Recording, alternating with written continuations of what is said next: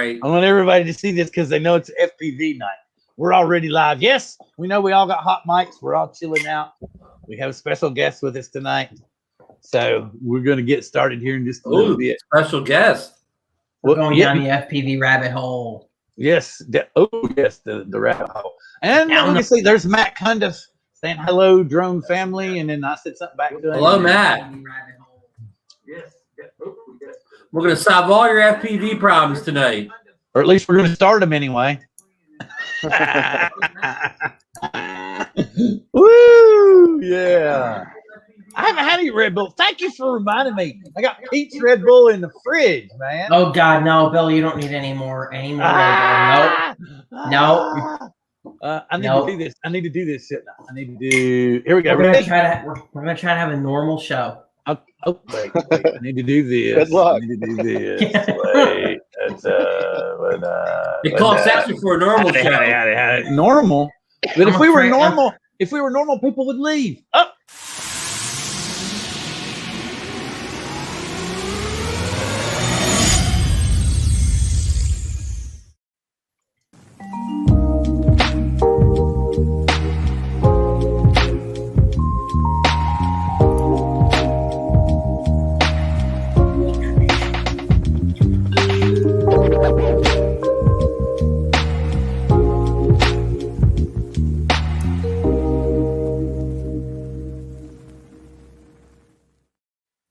Howdy, folks, and welcome to Season 5. Wow, Season 5, Episode 8 of Drone Therapy. And tonight's edition is our spinoff show with Mr. John Cuppi. Hang on.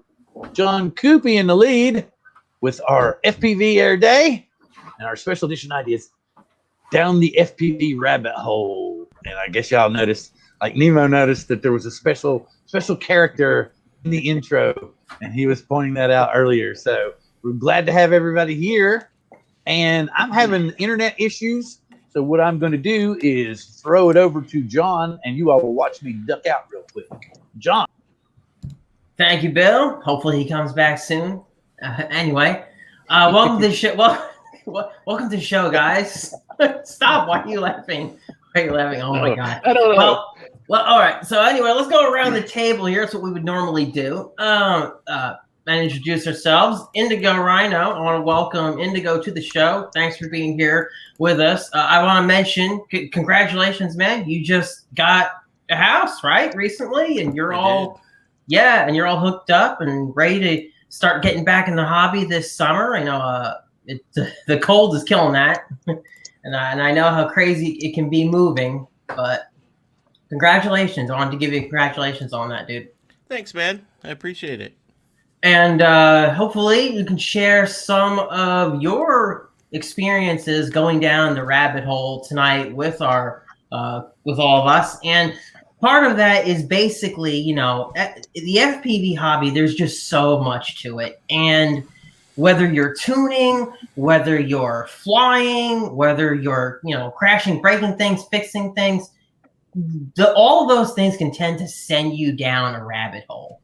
And almost everybody has got a story to learn from where they were sent down the FPV rabbit hole of trying to accomplish something. So should be a pretty interesting discussion that hopefully everyone can learn from.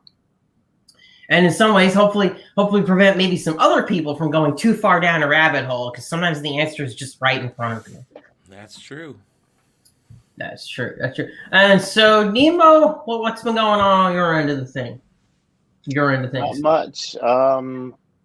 Trying to work on something a little bit different, instead of just another freestyle video, trying to put like a story behind it. So I had a chance to get some footage today, and I didn't go, and we're supposed to get some bad weather, so I probably won't be able to go for a while, but other than that, I got a Flight 1 build that I finally figured out. Again, speaking of going down the rabbit hole, I figured out something, and I can share that as we get going.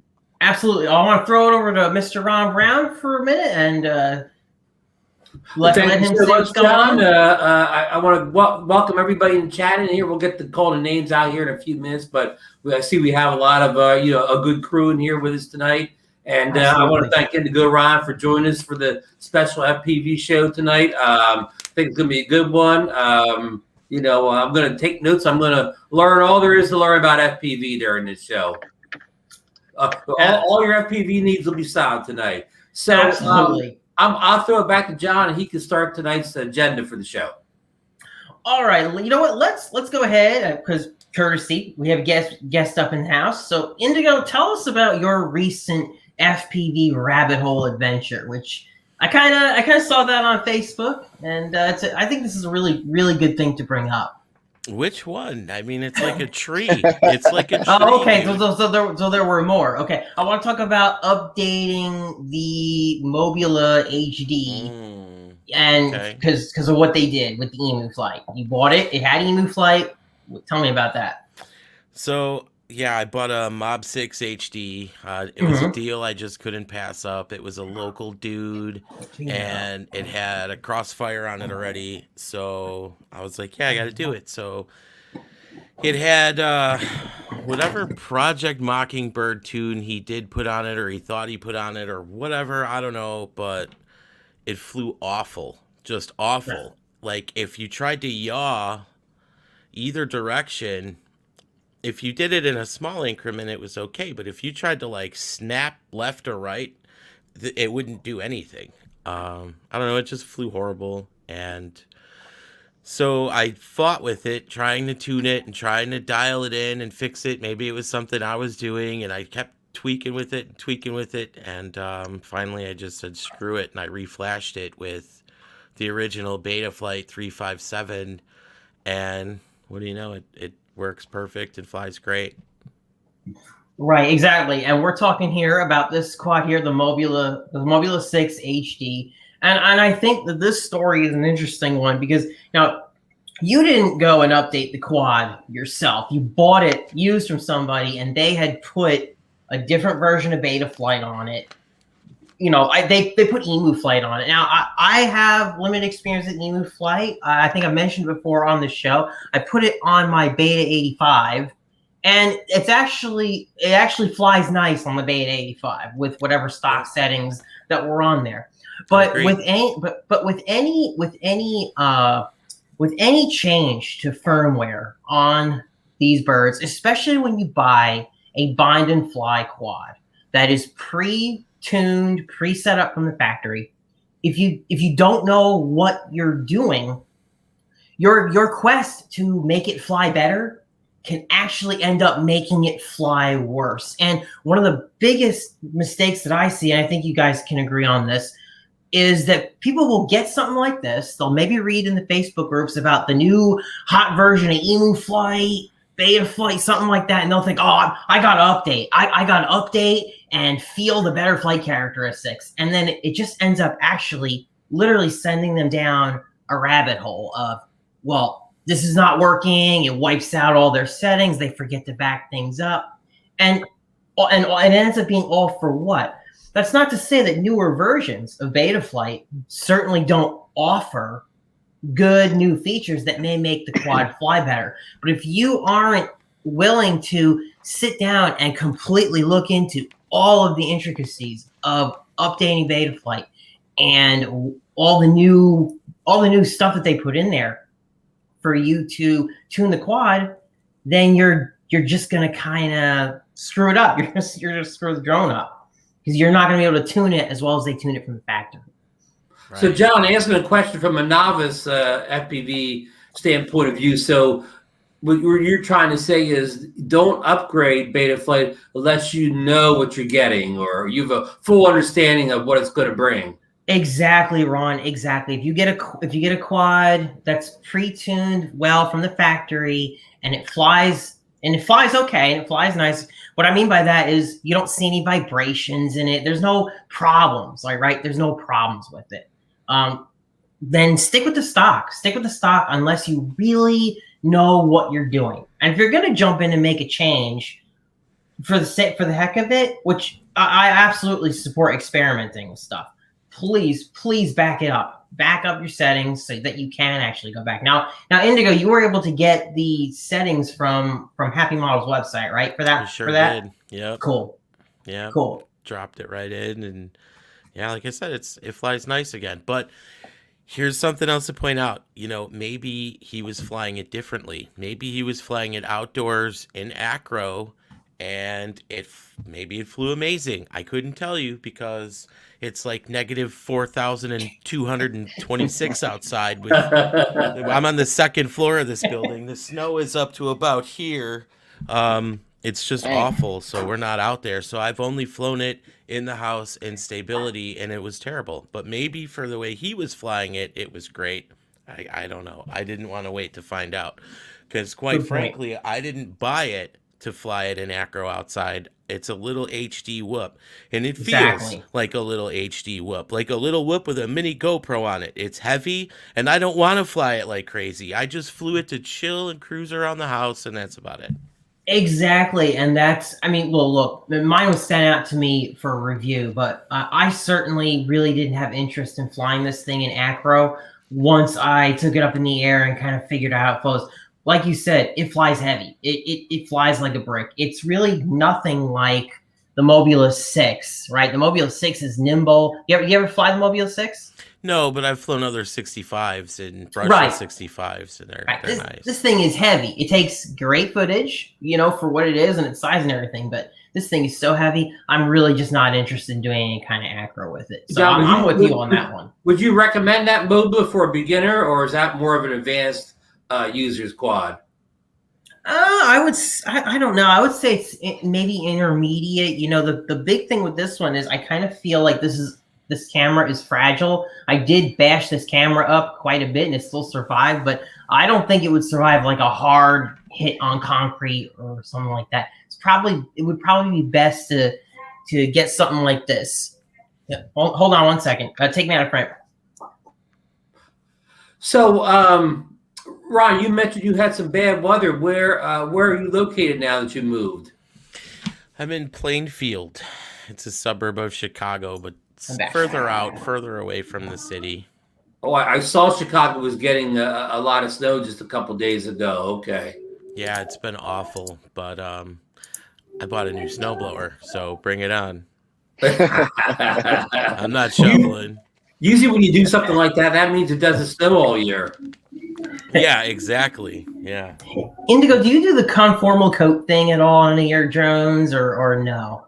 Is that something you were looking toward? Like, you know, to make them weatherproof so you could fly them in the snow, or if you get some water on them. You ever explore that? Can anyone hear me? Would our producer put Sammy Burns' recent comment on the screen? That's true. Any comment on that comment, Ryan or John or anybody or Nemo? Nemo, what do you think about that? What Sam Burns is saying, that the small ones are harder to fly, like the whoops, in their own way. I think they're harder to fly in acro. Right. I think that the small ones are just, I mean, even though they're a lot, you know, they're now brushless brushless. I always get those confused. Though now they're, you know, people.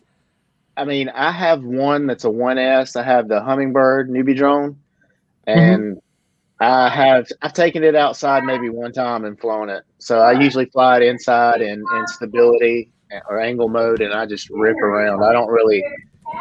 I've tried to fly it in acro, and I can't get it. I can't get it at all. But yeah, I'd say they are more difficult to fly than the bigger ones. Definitely. Did you see TDR's comment? Plainfield Tornado Alley. Ooh. Oh, so Sam Burns started with the Rocket Plus, and then he went to 5 inch. It was instantly easier, all acro. Yeah, and the Rocket Plus isn't even like necessarily small. It's like a 3-inch quad, but the ducts and just the way that quad flies, it flies a little heavy. It can make it a little more difficult. But that was a good quad, the Rocket outside. Plus, from what I saw.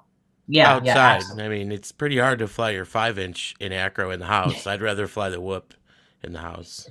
Yeah. And that's another thing. A lot of people will get them, and they'll see people.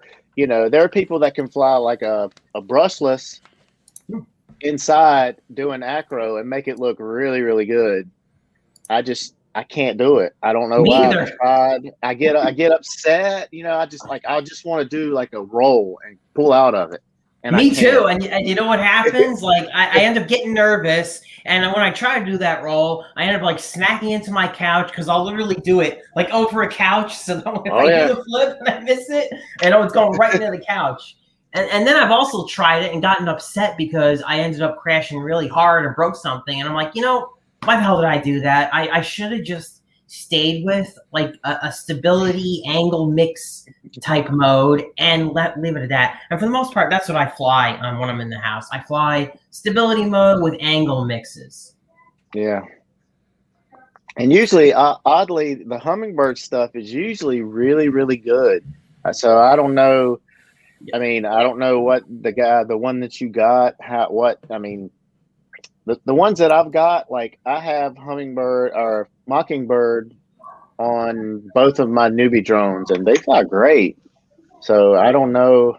I think the one for the Mobula isn't that like a generic Mockingbird? It just says for brushless or brushed 65-inch. I mean, I can't remember, but I think that's what they. No, they have a very specific tune available for the Mobula 6 at the Mobula 6 and the 7. I know they have specific tunes for these guys. You are right. There is a general Mockingbird tune, but the guy did make one specific for this. I personally haven't tried it. I have the Mockingbird tune on the Mobula 7, the one specifically made, for the Mobula 7. But I don't have it on this one because, again, this runs 3.5.7, just like this one, and I'm happy with it. I'm honestly happy with how this thing flies in acro mode, in acro and stability. So I'm totally happy. So I'm not changing the firmware if I'm happy with it. Ethan, what's going on, man? Hey, guys. How's it going? On in. What up, dude? How you doing today? Good to see you. Yeah, good to see you guys. I'm doing good. Finally get a break in my busy schedule, but wait, you're in a house? Catch up with you guys, see how everything's going. He's in a house? Looks like it. That doesn't look like a hotel room. No, it doesn't. Cool, man. He's got better quality audio and the video too. Are you back at home? Yeah, so no, still out in California. But that's better than where you were staying. It seems more comfortable. Oh, yeah. Yeah, seems more comfortable. This is more like an apartment than a hotel room. So very cool, very cool. Man. I'm going back into producer mode. Hey, everybody. Yeah. Oh, I was wondering what had happened to him. I'm like where? Like, it doesn't take that long to reboot a computer. Anyway, do you have any experience with those little Mobula drones that we're talking about? No, I've never. So I've only flown like a 2-inch drone. I've never flown one of the little tiny whoops. But I had such a hard time with a 2-inch drone that I built that I kind of like bailed on it and just moved up to the 3-inch stuff, and I had much better luck with that. But not saying I wouldn't want to try it again. But I've actually moved up to. I've been flying a lot of 6-inch stuff lately, just because the GoPro 9 is this guy right here is quite a bit heavier than a little bit bigger than what we're used to. So I find that a 6-inch, I personally prefer the way it flies on a 6-inch. So, all right. So going on with the rabbit hole theme, Nemo, why don't you tell us your rabbit hole story? We heard one from Indigo. Let's hear yours. Okay, here's my rabbit hole story. So, that we've been talking about Flight 1 and the H7 flight controllers in private, like me, John, and Ethan. And I've been waiting for this. There's a plug that Flight 1 makes that you actually, just go from, it's for their specific ESC to the board. Well, I got tired of waiting. And actually, I think the package that they sent me got lost by the post office. So it hasn't updated since like the 12th or something. It's been a while. So I go and I get ready to make, I'm like, I'm gonna make one because we were talking. Ethan was talking how he went ahead and made a harness. So I'm like, I'm gonna try to make one. So I got the harness for the flight controller, and then I went and I wired it to the ESC. And when I plugged it up, I got a little. I don't know if you guys can see that. I got a little spark. Let's see if you can see it. Yeah. So I contacted Flight One. Actually, no, let me backtrack a little bit. I watched the guy. I don't know if you guys know him, Drain Man FPV. I never heard of him. Like, oh, he's funny, man. He's like, hey, pilots, and da. Well, I saw his video and I watched it, and I noticed when he was wiring the flight controller to the harness to the ESC, it was different than the diagram that was up on Flight One. So I emailed him. I said, hey, what's going on with this? Why? I followed that particular one, and something about they have one afterburner with metal FETs and another one with just regular FETs. So, and the layout's different. So they're going to send me another flight controller. Oh, wow, man. Yeah. That is cool. Good. Man, they should have got Bardwell to do the video on that one. I knew it was going to come around sometime. I had to stick it in there. I was just waiting. Anyway, Don't chase Nemo off the show, John. No. For him to come on the show, I had to not be mean to him. That's right. That was part of it. I'm not being mean. I wasn't being mean. But no, that is an interesting story. That's something you really have to be careful of. And honestly, that's why I love to if I get a flight controller and the manufacturer says this is the ESC we recommend, unless I have some reason to get away from it, I'll just buy that. But in your case, you kind of, you had a messed up situation there where you couldn't just easily get what you needed. So, well, the funny thing was, I got two flight controllers. One is a plug version, the other one is a solder version. I took just the power and the negative, and hooked it up to the solder version, and nothing happened. So I watched that video, and I noticed that he was wiring it differently. So I followed what he had put on there and wired it and plugged up the battery. Flight controller lit up. I was like, oh man, this was like late last night, and I was like all excited. But now, I had to go to sleep, go to work. I'm like, man, I've got everything to finish my Apex build, but I had to go to sleep. So, but yeah, sleep is required. I'm excited. Yes. That's cool, man. That's great. That's really, really great. Yeah. So has anybody else flown Flight One other than Nemo? I have not. Oh, Indigo has. That's interesting. I did not know you. So how do you guys like it? Ooh, this is interesting. I know how Nemo likes it. There's things I like about it, and there's things I don't like about it. But at the same time, I've taken like a year off of FPV, and I've kept an eye on Flight One, but like I have no idea what their latest and greatest is. I mean, if it's great or not. Part of something I didn't like about Flight One is it's cool to have the option to set up your quad in your goggles. I love, as an option, that's great. But when I'm at home and I want to sit down at my desk or my bench and tinker with stuff, I don't want to tinker on a monitor or in my goggles. I want to hook it up to my PC, fire up some application, and do what I got to do.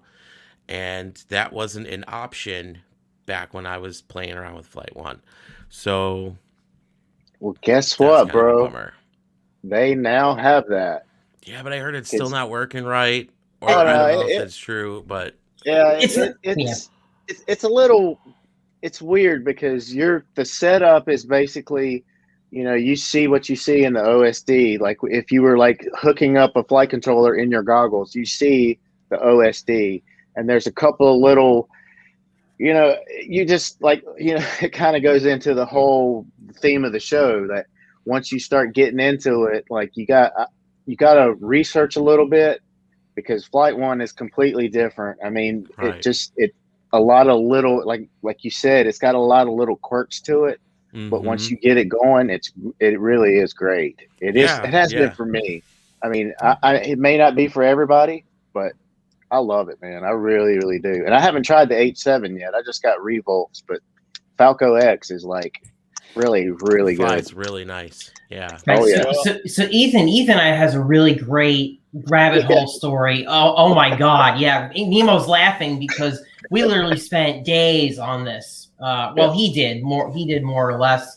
And I tried to help by searching, but like they spent days on trying to do something that was relatively simple, but they just didn't know, how or where to get it done in the Flight One thing. And then it turned out that, well, I'll let Ethan tell the story. I was this close from like selling it or sending it back and like getting like a Radix Flight One or Radix controller, because it was definitely. So basically, if you're setting up Flight One, you got to take everything you know about setting up something in beta flight and just throw it out the window. And just amen, brother. Amen. Just start over from scratch. And yeah, it's so basically, if you don't have the way I take it is, if you don't have your radio working, like if it's not finding your radio, you're kind of just dead in the water until that happens, because all the controls and the wizards that set everything up is all done through the radio, which I mean, it's okay. But a lot of times, like Indigo said before, I just want to plug it into my computer and change all my settings without even turning my radio on sometimes. And right now, you can't really do that yet. It's got a section in the new configurator where you can change all that stuff, but it doesn't stick. It doesn't. Yeah. And also, there's a lot of features in the OSD menu that aren't in that configurator yet. So, and another thing, if you're using the DJI goggles like I have, you got to get the MSP port working. And if that's not working, then you don't have anything in the OSD.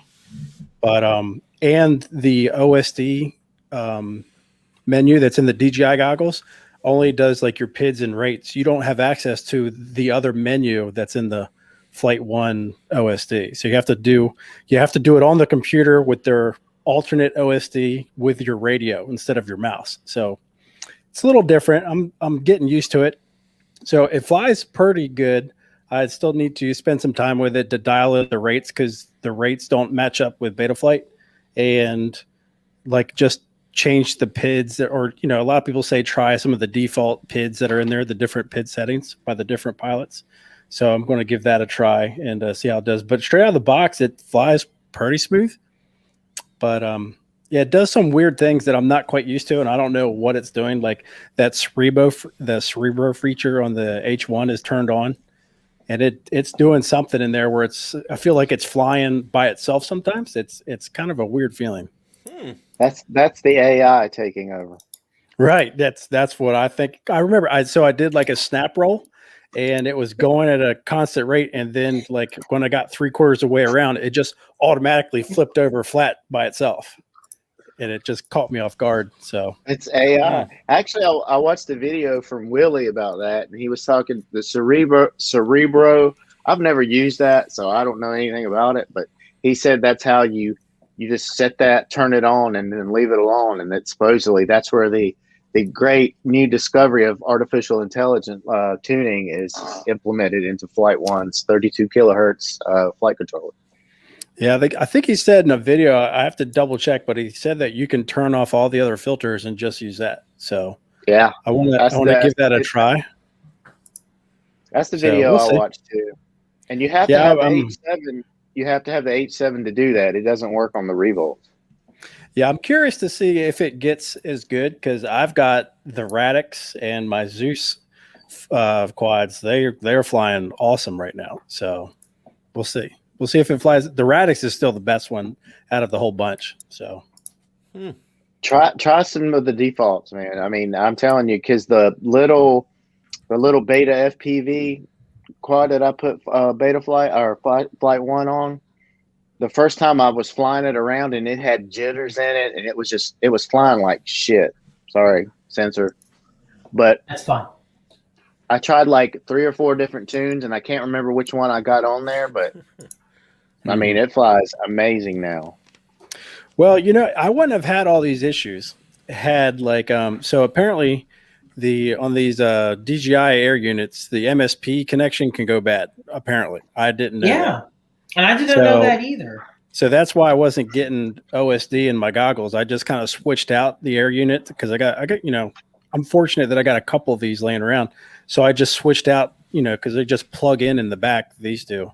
That's convenient. So I just switched it out to another one, and everything just started working all by itself. So we figured that out. And then apparently one of my ESCs had firmware on it, like JESC firmware on it, that wasn't jiving with the Flight 1 stuff. So as soon as I plugged a battery in, the motors would start like twitching without even a radio or anything hooked up. I was like, okay, so I switched the ESC out to a brand new ESC that I just had, and everything started working. So I'm going to pivot real quick. I wanted to point out what Sam Burns said. Sam Burns just said, my rabbit hole is just buying a 3D printer. Oh, man, that's a rabbit hole I still have yet to go down. And this man down here, this is my 3D printer. That's his 3D printer, too. Ethan, how hard is it starting in 3D printing? Look at that. It's not that bad. I think you need to take a few key steps. If I was to tell anybody to start from scratch, don't waste your time with anything else. Just buy an Ender 3. It does excellent work straight out of the gate. I mean, and it's for the price. It's going to be hard to beat that printer. What is the price, Ethan? An Ender, you could buy like the version 1 Ender 3s are right around $200. And I actually got mine for my original. I've actually got 2 of them now, one in Maryland and one here. But the one that's back home, I actually got that on a Christmas sale for like $150, like last year. So yeah, and if you get the newer ones too, sometimes they go on sale. I've seen the Ender 3 Pro, the version 2, for pretty cheap, and that's got like the power supply upgrade on it and all the little stuff that they didn't do for the version 1. That the 3D printing is literally like a sub rabbit hole of FPV, because if you stay in this hobby long enough, you're gonna eventually want to have a 3D printed parts, whether you're buying them from somebody, whether you're buying them through pre-made through Race Day Quads or some store like that, that already has a bunch of pre-made stuff. The 3D printing is absolutely a huge part of FPV, but then you got to learn the printer. Then you got to take the time to learn the printer. And that's not a rabbit hole I've wanted to go down yet. Well, the printer is the easy part. Once you get the print, you need to calibrate it and, put it together. Putting it together is pretty easy. You need to calibrate it, go through some calibration steps that I don't think are widely talked about online, but it makes a really big difference. And then, if you have it properly calibrated, then like you can swap profiles with somebody else. And, if you're having a hard time getting it to print a certain filament correctly, you can reach out to people and they can just send you a profile, like a Cura profile. You upload it to Cura and then just throw it to the printer and it starts printing. So, but that's not too bad. The calibration step is, I think, something that's overlooked by a lot of stuff. But other than that, getting the bed level and getting your temperatures right, it's not bad at all. The hard part is designing. Using Fusion 360 to design parts is that takes a while to learn how to do that. But thankfully, there's Thingiverse that's got a ton of stuff out there, especially if you buy one of the more mainstream frames. They've got all sorts of stuff on there for whatever frame you buy. So, and stuff that's like just like you think, okay, well, I've got this. I need to have, I needed something for my Insta 360 Go, and because basically I just bought the camera and it's just sitting around. I have nothing. I tried to mount it on a 3-inch Beta FPV and I just couldn't figure anything out. And I found a print and voila. Wait, while we're on the subject of 3D, go ahead, Ethan. Sorry, I didn't realize you had something. Go on. Oh well, so this is a 6-inch rooster. The original Armatin rooster is not designed to take the DJI system or the DJI Air unit. So with being able to design and 3D print, you can I made these modifications or made these parts so it'll hold the air unit in the back. And the antennas come out the back, and then we also got the mountings for the front camera. Looks good. And then you got the 3D mount for the GoPro 9. So she's ready to roll. You got the ND filter and everything. How does the footage look off that with the Hero 9 on there, Ethan? Oh, it's really good. Other than the fact that I can't stand GoPro color. And you can turn that off. You can turn it onto a flat profile. yeah, but the bit rate and the bit rate's good, but the color depth and like the even the flat profile is just a desaturated GoPro color. I really don't. You really can't do much with it in post. Okay. No, I personally, I wish that GoPro would start putting some new color profiles in there, like Give Us Log or Cine-like or something. Like the DJI Osmo Action D-Cine in my opinion, looks way better than the GoPro. But the GoPro, the image stabilization that they have in this thing just does. Oh, I got the 9 for Christmas. It's incredible. Yeah, it's beyond anything I've ever seen. Yeah, especially for flying FPV. Something about the software in the Osmo Action doesn't like keeping up with some of the snappier stuff, so it'll kind of get funky. But the GoPro just have always done better with like stabilization. So, well, just shooting the GoPro colors and just turn the saturation down a couple notches when you're editing. Yeah, I know. I just don't. Not my. I mean, it looks great, but I just prefer something different. Ethan, John's trying to show off his new Hero 8 he just got in. Yeah, I'm just being a show off. I got my new Hero 8 here. I'm gonna take this and strip it down and make a naked GoPro. It's gonna be awesome. Oh wow! Awesome. Nice.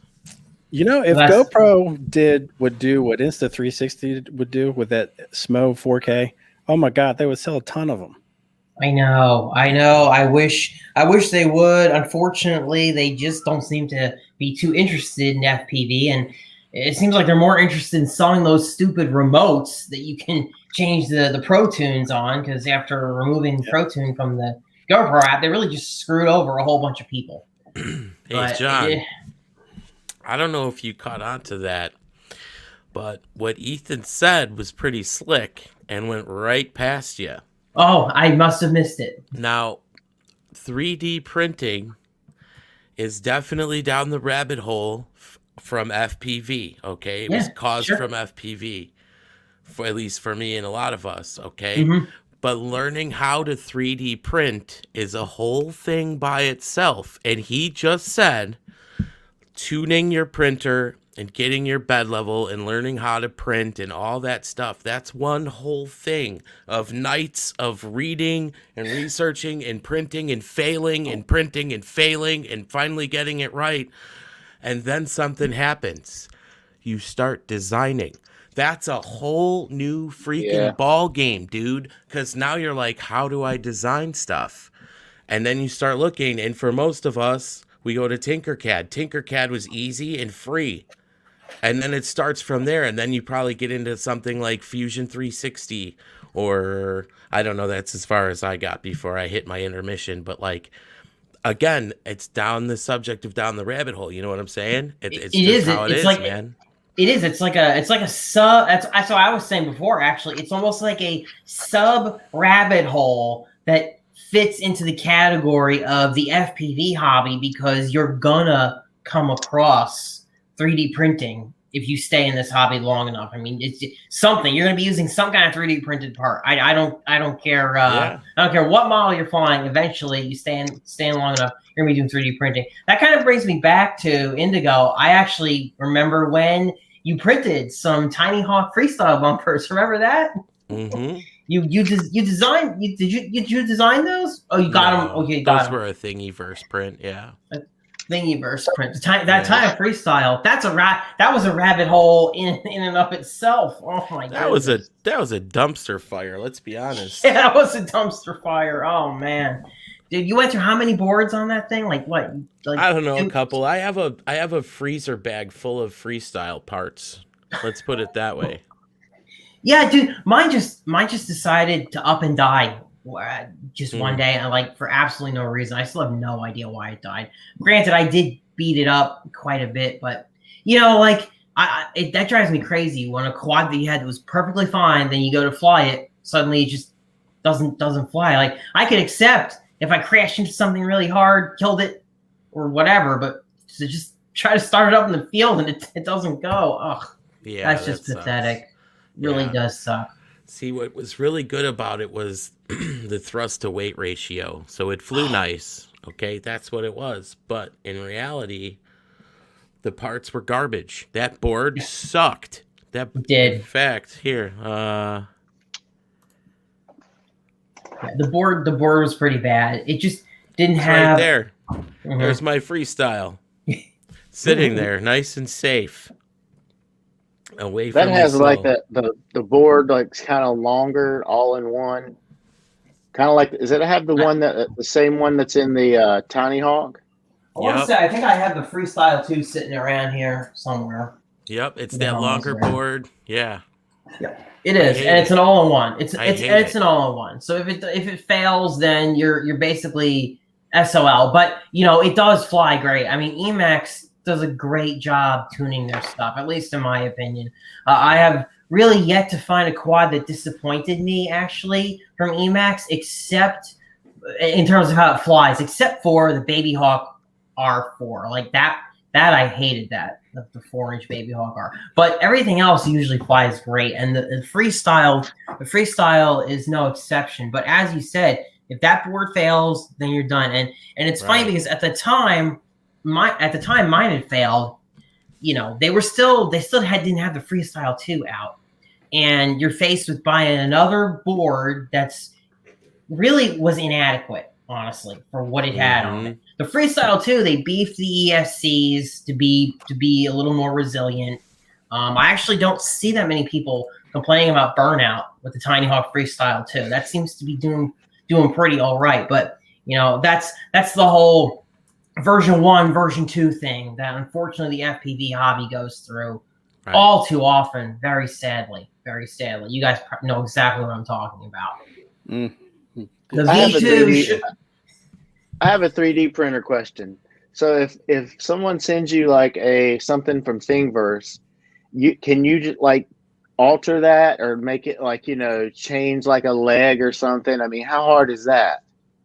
It depends. It depends on how curvy the part is. So in Fusion 360, so all the files on the Thingiverse are what's called STL files, and that's what your slicer can basically, you take that file, put it in your slicer, and then it spits out G code. That's what your printer uses.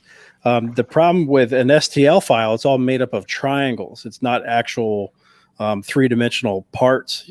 So when you put it in Fusion 360, that is a 3D modeling thing, it's got all these like triangles all over it, and you need to convert it to basically a 3-dimensional object. And when you do that, if it's got a lot of curves, they call it facets. If it's got a lot of facets on it, things can get a little squirrely. So if it's kind of a flat thing, yeah, it's not really that big of a deal. But if it's got a lot of curves and stuff in it, then it can be a real pain in the butt, and sometimes it's just quicker to redraw it. Right. Because Sweet. you can open it in Fusion 360, and it will be like that, an STL file with all those triangles. And then you can basically take dimensions off of it, because the dimensions are still going to be the same. And then you could just take those dimensions and redraw it. Sometimes it can, if it has a lot of flat spots, it'll convert over no problem, and you can start changing it. But yeah, if it's got a lot of curves or a lot of detail in it, it's a nightmare. Absolutely. But I was going to say, I was talking to Dono to Dobo today about like get FPVs, or not a get FPV Cycles motors. Have you guys tried any of their stuff? I've heard of it. I watched a video by Kebab and everything, and yeah, those are really cool looking. Really, really cool.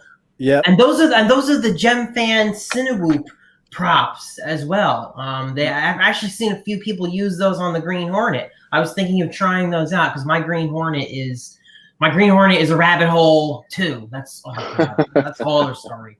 So this will be not this drone, but I've actually built 2 Cinewhoops now, thinking that, the second one that I built was all Kebab, all FPV Cycle stuff, and I've come to the conclusion that I don't know what it is about Cinewhoops. I just don't like Cinewhoops.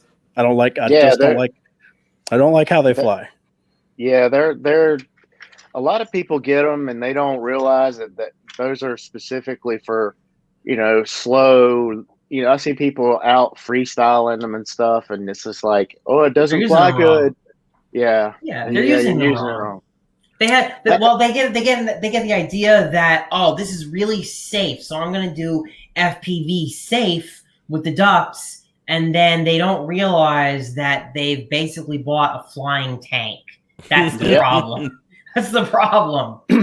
I've had people also say, like, for that flat and level stuff that they're really great for. And I would tend to disagree, because I think that I can fly this thing, or even one of my bigger quads, I can fly it flat and level and perfectly smooth if I want to, just by changing my rates a little bit. And I can fly it just like a Cinewhoop, and it's not as affected by the wind as that Cinewhoop was. That's true.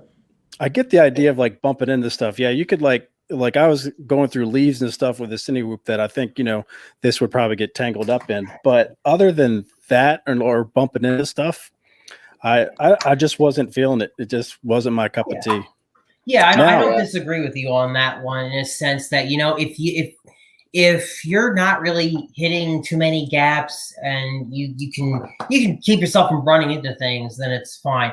But I do think they're good. I do definitely think they're good for indoors. And I was gonna just show this little Cinewhoop kit real quick that I just got today. I wasn't gonna be able to do a build on it, but this is a little Cinewhoop. It's supposed to run like an SMO 4K or a naked GoPro, something like this. This is great for me to take to the Lyra studio and film her doing that, and it should be really, really solid. I don't have to worry about damaging anything in there. So stuff like that. If you're doing an indoor flight, the Cinewhoops are awesome. I would never take a full, even a 3-inch to a place like that. I'd be just too afraid for it. So I really think they're good for indoors as well. Yep. I do know these motors with these props are awesome on this thing. It's like super quiet, super responsive. I mean, even pulling out of like crazy dives and like pulling out the bottom end, I've been turned on to wider motors with that low end torque. And yeah, man, these are quiet. These props are quiet.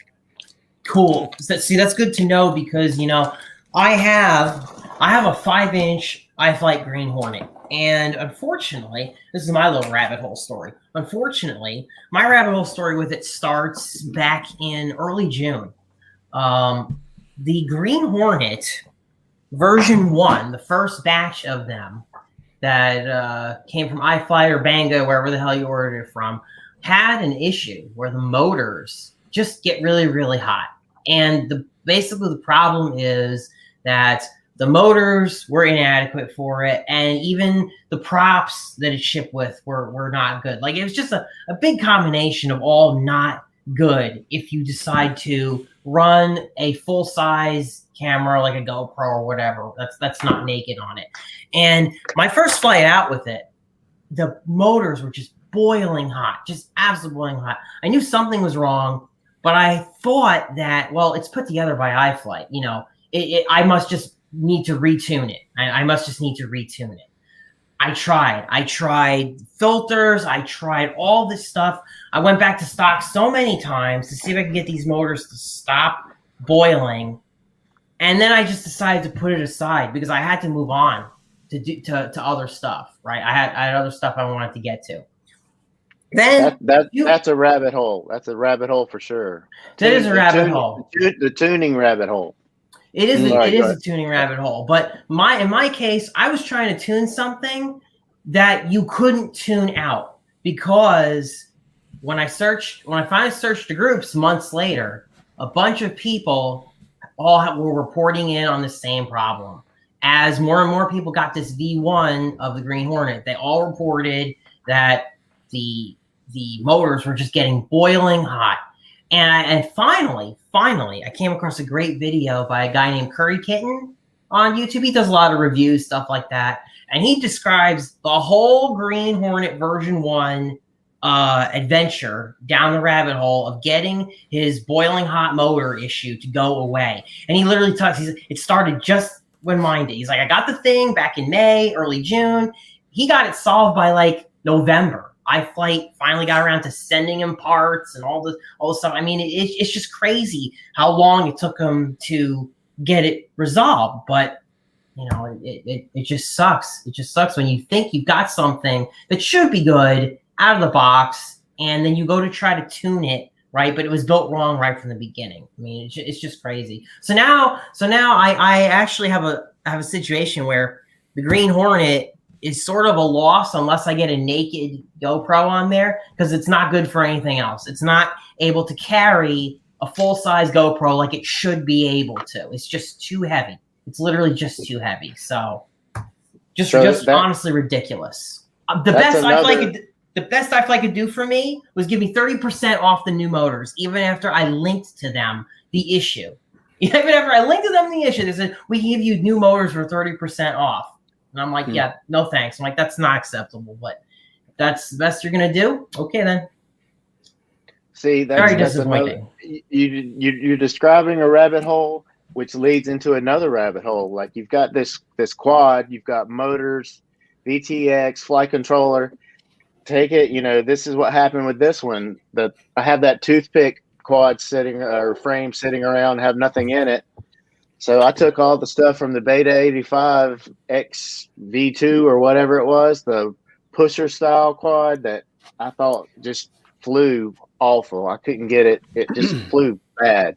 So you can like take a new frame and cannibalize everything and start putting it here and there and there. So yeah, that's another rabbit hole there. Mm-hmm. You know, talk about rabbit holes. So I took some time and I was building twin Apex 6 inches. Nice. These are both Apex, or both 6-inch frames. Everything inside of them are identical, and they've got the Zeus F7 flight controller. But so I was tuning them, and I've gotten them dialed in pretty good, and you know, where they feel really well.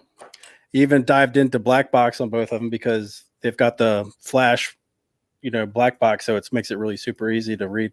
So I got them tuned great to their flying great.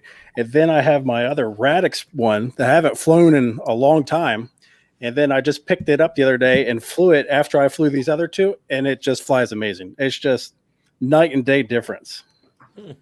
And you know, they've got similar Betaflight profiles, but I don't know what it is about the Radix. It does exactly what I want it to do. I love the Radix. I'm with Ethan. If you guys have ever flown Betaflight or and you've maybe flown a cheaper board, go with a Radix if you're doing a new build. That is, I think, the best Betaflight board on the market. You're gonna pay more for it. It's not cheap, right? I mean, it's not a cheap board, especially for Betaflight, but it is good stuff. It is really, really good stuff. Yeah, I thought about picking up a few extra ones, just like even the old, you know, the F4 board, just because it's so good.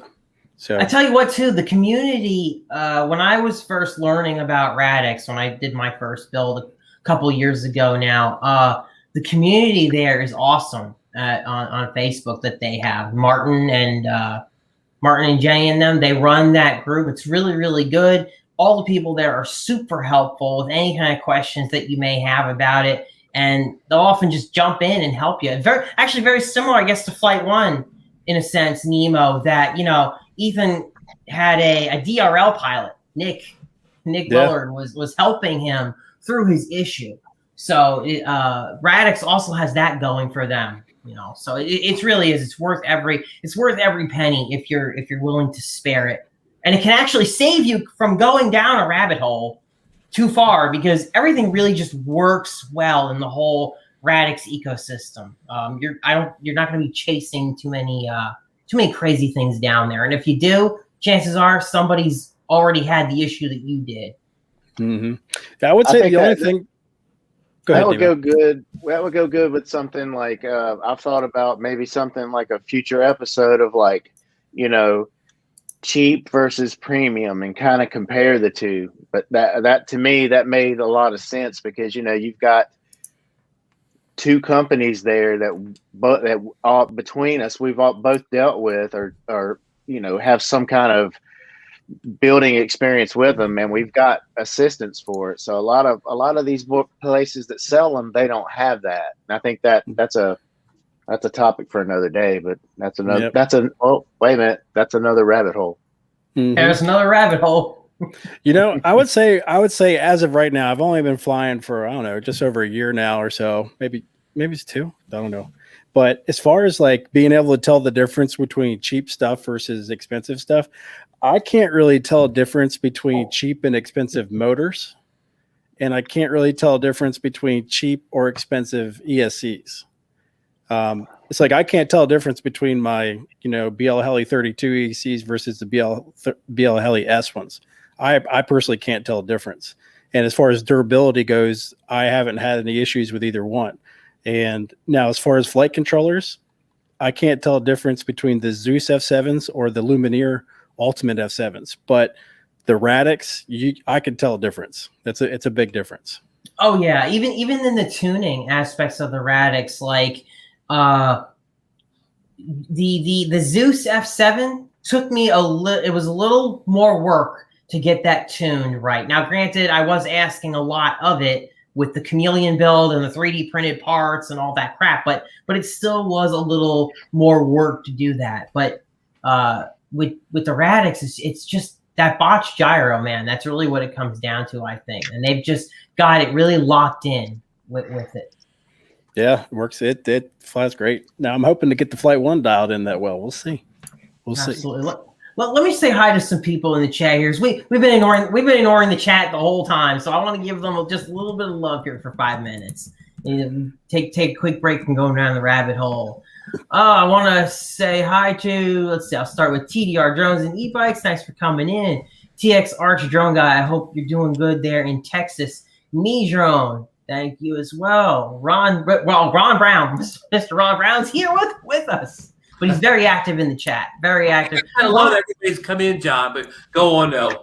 Ron's been doing good keeping the chat alive. I was having some trouble with the freaking chat earlier. It was just lagging and not loading for me. But let's see what we got here. Arco Drone Solutions. Bob Casey Aerials came in and is still here. Johnny DRC. Indigo Ryno's in the chat. Wow. Night Train FPV, Geeks Vana, the newsman of the Drone News Hour. I don't even know what I'm saying. And Canadian Drone Hub, who I just gave a plug by showing off my mug. Oh yeah, hey Roger. What's going on, sir? Okay. Oh, and Sam Burns. How we forget Sam Burns? Hey, by the way, John, Sam Burns kind of called you out a little bit in the chat on the. He said, "Why aren't we going down the DJI FPV drone rabbit hole tonight?" Oh well, we kind of just did actually with the MSP problem and the OSD issue that Ethan had earlier. That's very interesting. Yes. So they just talked about the drone. Nick said that he sees that problem with the OSD for the air unit. Just the CADX. He says he's seen it with both, but it's more with CADX, which I haven't had that problem, and had I not had another one, I would have kept on thought it was something with the flight controller.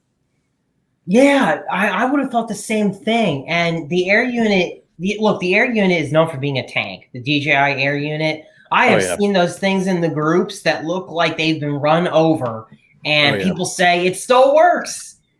They've been submerged. People have them submerged in fresh water, and they still work. So like, when you told me that the MSP connection for the on-screen display had failed, I was honestly shocked. I really was. But for Nick said he's seen it with the Vista. But I guess he's seen it with the air unit too? Yeah, he says he sees it more with the Vista, but he's seen it with the air unit too. So seen it with the air units. That's really interesting. Really interesting. And I was even wondering if it was something with Flight 1's code. Maybe this thing's finicky. And I took this same one and plugged it back into my Betaflight quad. It just powered it up, and sure enough, the OSD wasn't working. So it's definitely this. So which I would have never thought. As soon as you found that out, I saw someone in another group post something about it, and it wasn't Flight 1. It was in another. I don't even remember what group, and they were saying, "I can't get OSD." Blah blah blah. Somebody help me. And these guys are saying all this stuff, and before. I was going back to tell you guys, and I forgot to comment and say, "Hey, check this." But Yeah. Yeah, I was curious though. How would you go about checking that unless you had a brand new air unit to check it against? You know? Yeah, it's an interesting problem because if you didn't have a known good air unit, that flight controller probably would have been returned, and Right, then you would have because- ended up having the same problem again. So Yeah, because the video and the goggles was perfect. There was nothing wrong with the video at all. You know what? This is a bad on DJI because DJI should have a way to see if the MSP connection is failed or if there's something wrong with it. I don't know if they have the ability to do that in the air unit firmware, but to be completely blind to debug that. I mean, if anyone knows how to debug an MSP connection to see if see what's going on there, that would be great. Maybe it's putting out bad data, some way to actually see what's wrong there. A lot of people don't get their OSD working because they wired up wrong. I had mine wired up wrong. They get the TX and the RX mixed up when they're wiring it in, but Yeah, and for me, it's good to know, but it's going to go into a beater quad where I don't really need to have all that stuff, and I can have the voltage call outs on the radio. So, but it is a problem, or at least have a way to debug it, like with a multimeter, see if it's putting out whatever volts, if it's working, Yeah, So you don't have any OSD at all. It's just total, just the picture. That's it.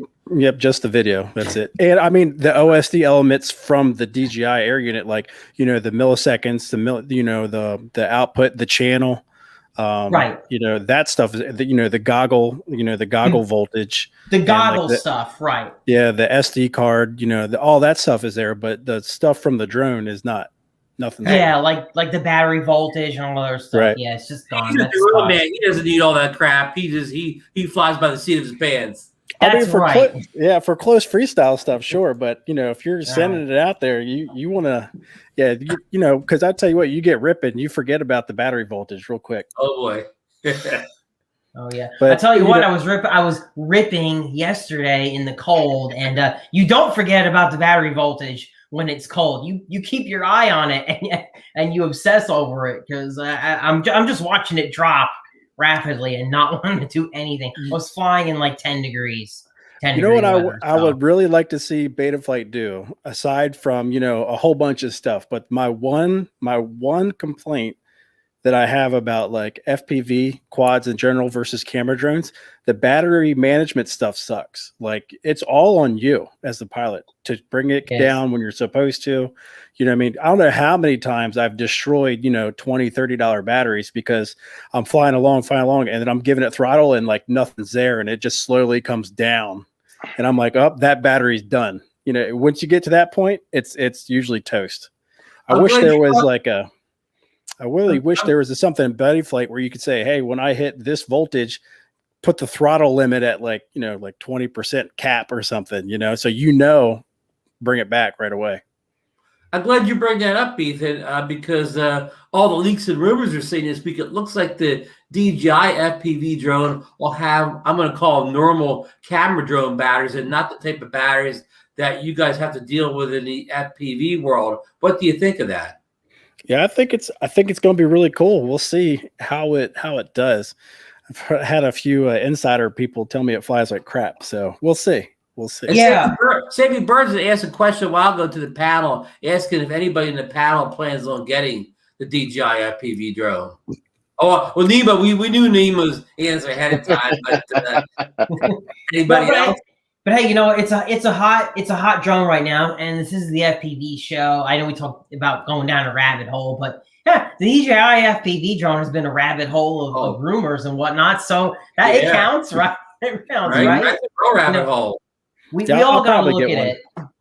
I'm probably not going to end up with one, actually. In the beginning I was thinking of getting one, but then the more I heard about it, the less interested I was. I guess I'm gonna have to see all the reviews, but it really sounds more limited than I thought it was going to be. That's my thing. And I'm standing behind Nemo in this one. I'm not getting it. I'm gonna stay analog. Yeah. I'm gonna stay analog. Fun. So when are you going back to FPV boot camp, Ron? You gonna pick up a Tiny Hawk Ready to Fly kit or something? Well, remember, I have to go to what do you call goggle boot camp first. I have to make sure I can do the whole goggle thing, and I have to figure out the legalities of flying with goggles in the park all alone. I can tell you the legalities of it. It's illegal. It's illegal, but Yeah. just bring a spotter. Well, that's the point. I mean, I don't have any, like down here. I don't have any other like fellow drill flies. I have to drag my poor wife to the park every time I want to put those goggles on. That means I'll fly once a week and I'll never get any good. Ron, when it comes to spotters, all you have to do is believe and fly. Yep. Well, I think once you step into the FPV genre of drones, a lot of that stuff goes out the window anyway. So. Yeah. I You mean, can look, bring your no, dog. actually, go ahead. Bring Remo. your dog. You have a dog, don't you, Ron? Well, not a living, breathing dog. Listen, I totally You can always- respect. You can always have a spotter just off camera. I mean, that doesn't matter. Yeah, exactly. I could borrow. What's that spotter that works over at Philly Drone Life? Yeah, Sunrise Water Media actually has a great strategy. You know, when you're trying to get that footage, you don't want your spotter to be seen. So just have them in the bushes where they can see the drone. You have communication with them, but they're off camera. I mean, that's always a good idea. I always tell my spotter to go to the bushes. That's usually where they are. I have to pay them a fortune. It's terrible. It's terrible. But that's the only way to fly legally. You know, Ron, I respect that you want to keep everything legal. And you have a Part 107, and I respect the people that do want to fly 100% legal to the T all the time. But at the same point in time, I really feel, and there's a lot of people with me about this in FPV, that a flight without a spotter is not necessarily unsafe. If you are out in the middle of nowhere, flying in the woods, below the treetops, what aircraft is going to hit your drone, right? How is that unsafe? And there are so many scenarios that when you're flying FPV, you're not getting shot. You're not flying high where there might be a helicopter that's going to come low that could clip your drone. And even then for the camera birds, we all know that's pretty rare. But it's I guess it feels silly to so many people to have a spotter come out with them to an area that's in the middle of nowhere so they can stay below the treetops, not even flying above 20 or 50 feet sometimes. It's just absolutely ridiculous. I hope that one day the laws catch up and we get some sensible regulations surrounding that. But I don't have huge hopes, unfortunately, with the way things have gone. I really don't. So the vast majority, I'm going to go ahead and go out on a limb and make up a statistic here on the spot. I would say the vast majority of FPV flights that you see are probably illegally being conducted because they don't have a spotter. No, I think they're mostly all legal. Oh, you think they're mostly all? So they all have spotters in the bushes. Absolutely. They all have spotters in the bushes. Everybody I know that flies FPV flies legally and has hidden spotters. Yes. Oh, okay. Well, I mean, I always do. I always have hidden spotters. Ryan knows what's up. He knows what's up. Yep. Now, do line of sight planes need spotters? No, because you're flying them line of sight. The same way, there were some people who were asking a good question. Like, I think it was Ron who asked the question. If I fly my FPV drone, don't we all use Stu? Oh, hey, what's going on, man? I said, don't we all use Stu? Oh yeah, they came Oh, up Stu. Everybody uses Stu. Yeah, That's true, Stu. My spotter's name is Stu too. Everybody uses Stu. Stu is a great spotter, but it's pretty silly. It's pretty silly, but it is what it is. And if someone is concerned about truly staying 100% to the letter of the law with that, they're going to have to pass on the FPV drone. They're really going to have to pass unless they're able to get a spotter to watch them every time they go out to fly. So Yeah, let's never unless pass maybe, on it. maybe you good maybe you have a just good came friend up of yours with that came on there. FPV drone the same time you did, and you always go out together. Something like that. Yeah, and You know, it's crazy because like 250 grams, any of that, it doesn't matter. It doesn't matter what size it. You need a spotter for this, okay? You need a spotter for this. That's where we're at right here. So I mean, Right. yeah. Hopefully we get some common sense laws surrounding that in the future. Yeah, we'll see. I'm really hoping that shielded operations could be a way that becomes addressed. You definitely have much more situational awareness with FPV than you do with camera drones. That's for sure. Wait. Yeah. You're in the cockpit, You pull down and I go. you're going to see and be able to avoid the hit. Wait. You anybody keep or my head warm. FPV drone. Keep my head warm. Yeah, absolutely. Yeah. Bill, it's good to see you. Bill's our producer. He's taking a back seat in this show. He's watching his production come to life from the back seat. I was keeping my head warm under Gary's beard. We don't want to go down that rabbit hole. Right. Hey, as long as it's got fur around it. Whoa. Oh boy! Oh wow! Okay. Hey, Bill, put up Geeks Fauna's most recent comment. Yeah, I would agree with him. Oh, he's going for the camera drone guy's jugular there with that camera drone guys stare at their tablet and not the drone. Anyways, so that makes them kind of FPV flyers also. They just don't have goggles. Yeah, it's funny because I've talked about this with Marcus, the Idaho quadcopter, and he's talked about how there are so many camera drone guys that don't technically realize that if you just got your face in the tablet, that's not flying line of sight.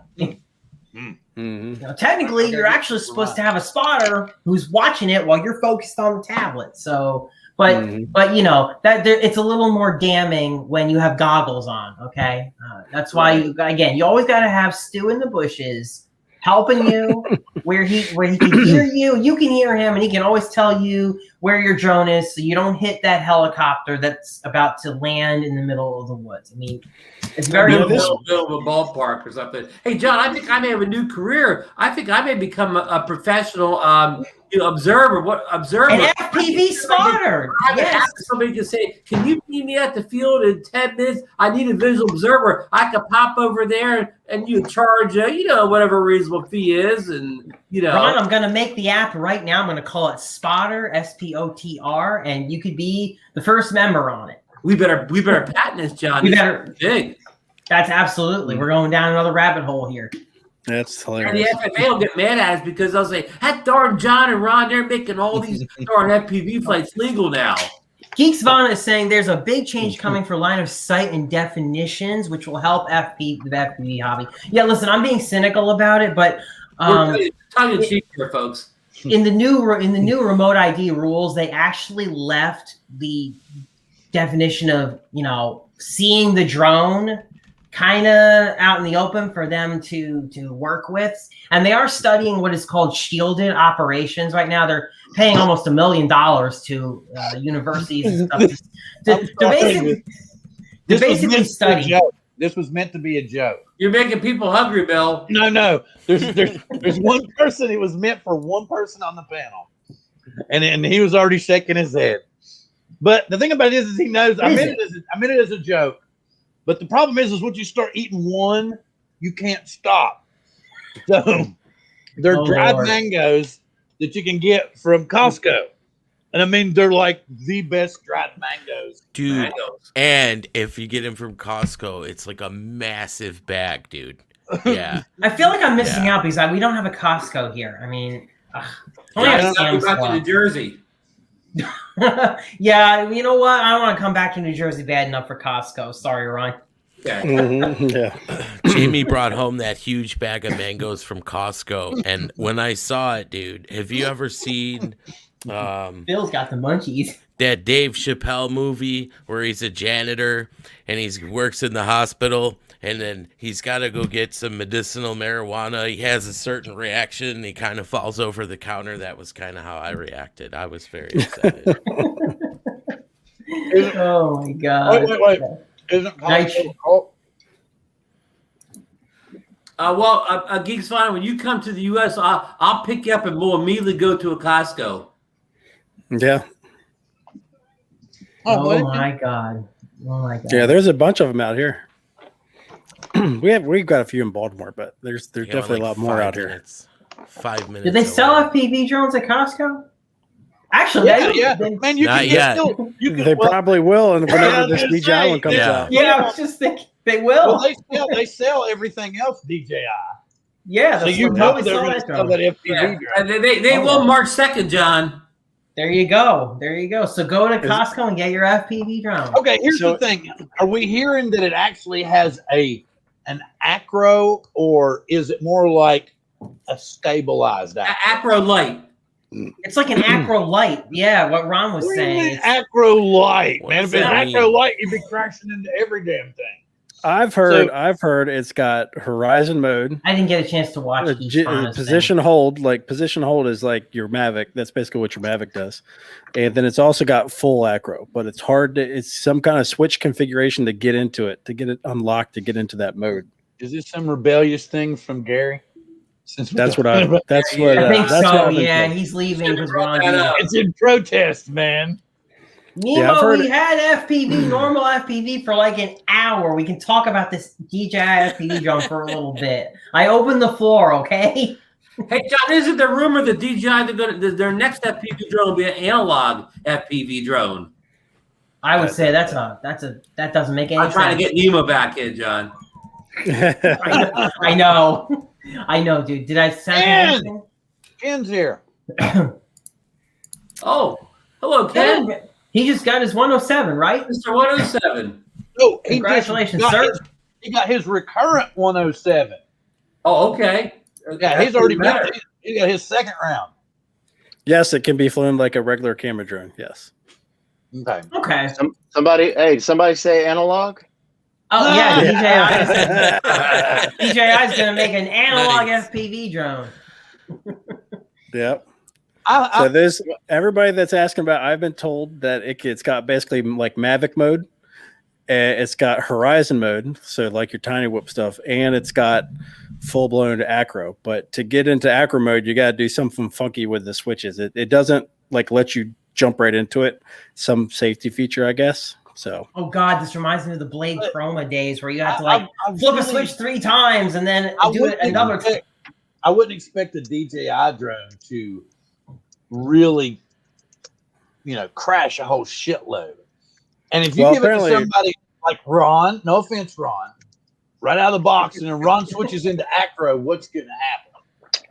Well, apparently it's got a panic button on it where, like, if you're in full acro and you get squirrely, like you're getting right, you can hit the button and it'll automatically flip right back into position hold. So I don't know, but the older I get, we call that the Ron button. Well, right. The thing about it is the older I get, the more I shake. I might hit it by accident, man. Right. Well, what's going to happen then?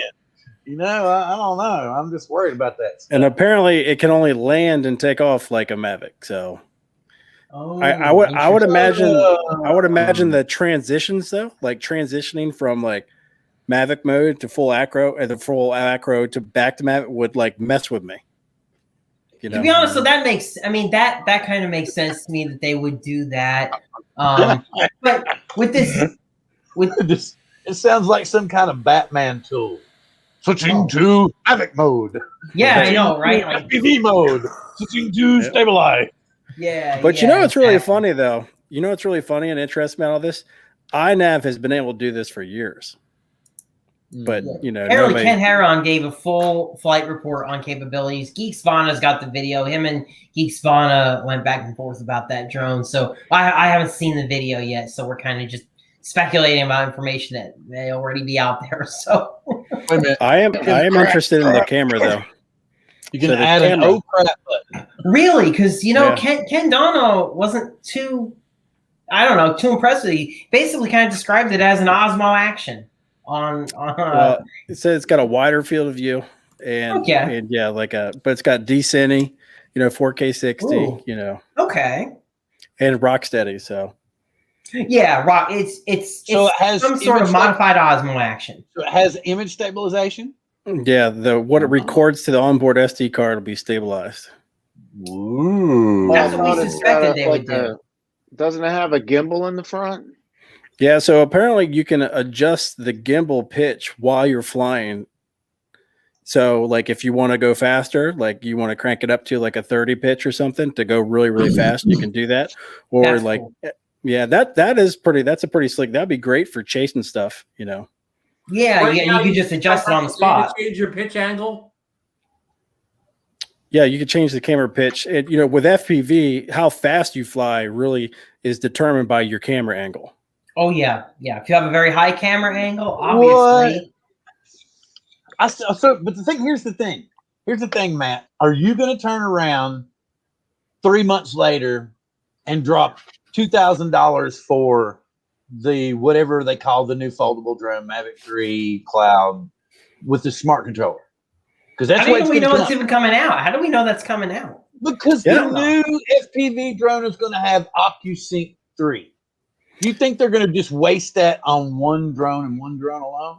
I really don't know if we're going to see something until they've got the remote ID stuff like ironed out. Otherwise, they're just wasting money.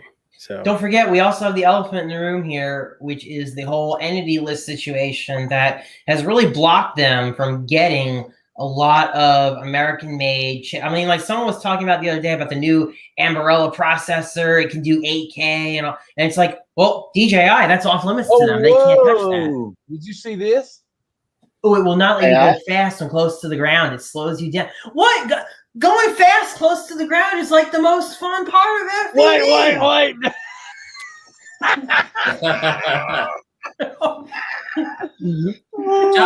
John, sorry. It's starting again. that's funny. Oh my god, Nemo! Isn't it fun to just be able to fly low to the ground? You got your camera angle. It makes you feel like you're going super fast. That's like one of the most fun parts. Now, how fast exactly do you like to fly close to the ground? Can you give me like a miles per hour? Under 100 miles per hour, because that's the legal limit. Okay. Well, if I had OSD recording, I could show you that I was doing like 65, like maybe like 3 inches off the ground just yesterday. So wow, you can go fast. And then, you know, within a blink of an eye, you're up, you know, shoot up above the trees, you know. Yeah, it's pretty. Let me ask everybody this. If you're flying your whoop in the house, does anyone just like to kind of hug the floor, you know, especially you got like a hardwood floor or whatever? You love that fast moving effect. That's really fun to do. It's really fun to do. I would if I had something better than garbage Emax goggles. Was that a Mob 7 light? Yes, it is. It is the Mobilite 7. You like it? I love how long it flies, yeah. but I'm nervous. I'm nervous to break it. I mean, look at it. Yes, I totally agree. This new FPV drone is built to convert or to keep people like me, fanboys, on the leash. Yeah. We got a bunch of whole people in the chat saying they love flying low here. Sunrise Water Media likes to fly low. Sam Burns says 100 miles an hour. Yeah, they get it. But you know the thing about it, if you can get low to the ground and it's going to stabilize the hell out of it, you can get like 4 inches off the ground. You're going to get some incredible footage. Right, and admittedly, the cinematographer who the DJI FPV drone is aimed at, they're not interested in going 100 miles an hour. They're not interested in doing crazy hardcore freestyle. They just want to get the shot. And we've been saying that on this show since the beginning, right, Bill? Yep. The FPV drone is just for people who really want to get the shot primarily. I just thought it would have I was expecting a little less restrictions. I thought that maybe DJI had come up with something clever.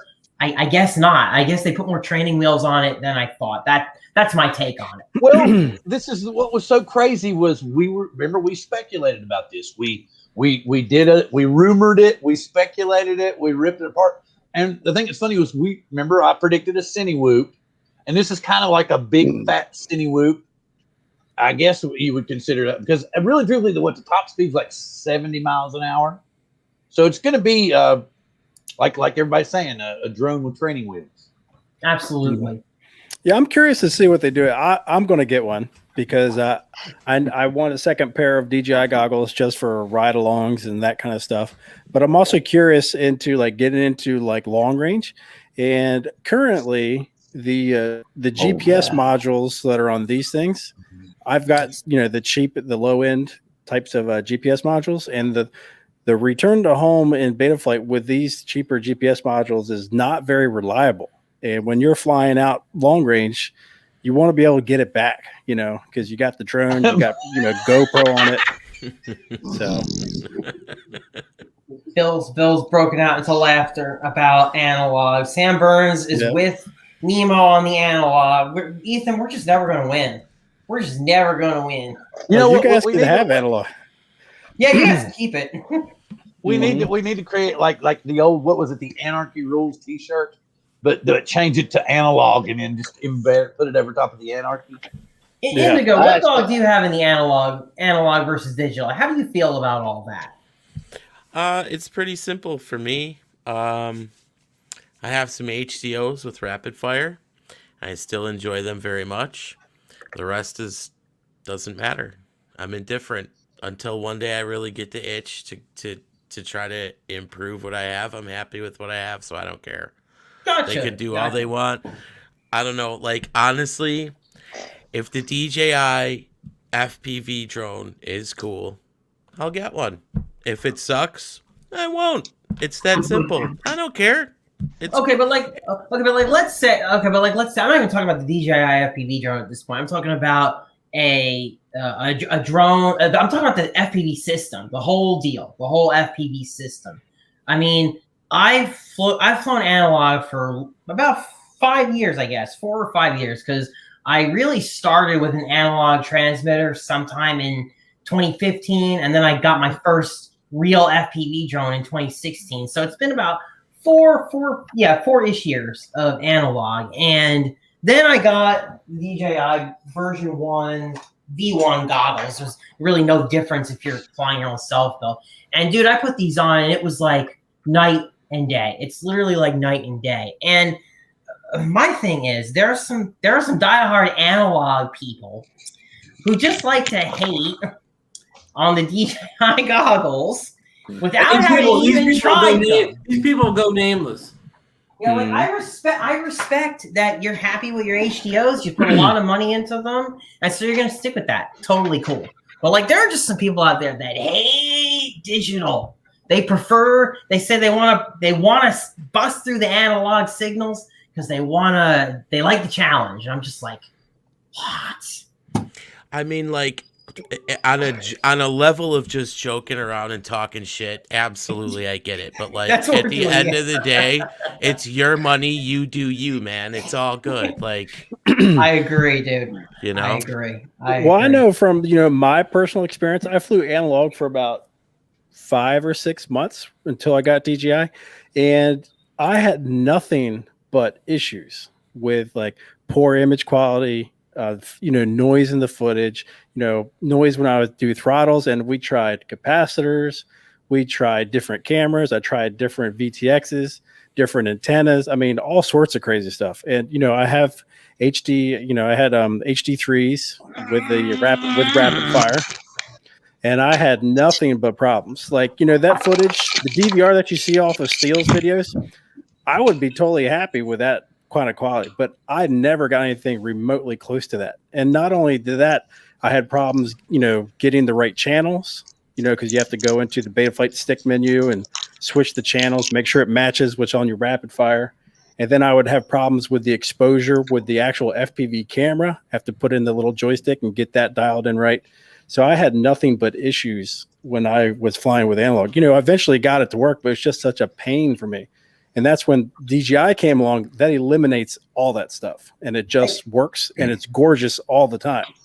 Ethan, we've got some interesting talk going on. Geeksvana, I'm gonna read if you could put up Geeksvana's thing again about the sudden loss of digital, and then put up what Lauren just said. I wanted to get your comments on that, because those are two comments.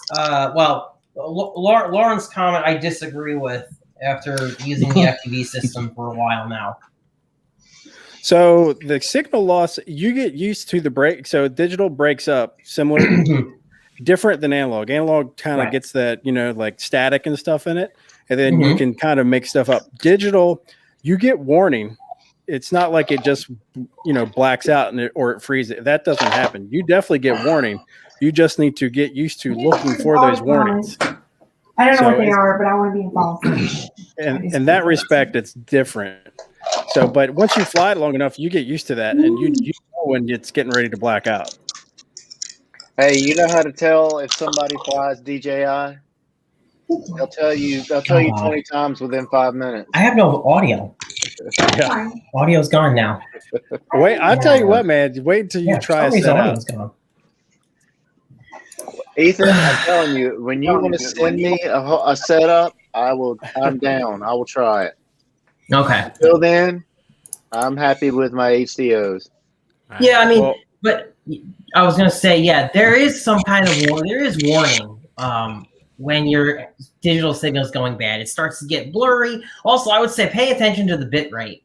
A lot of people don't realize this, but if you pay attention to your bit rate, and when you start to get down to 15 to 8, that's when you're gonna go.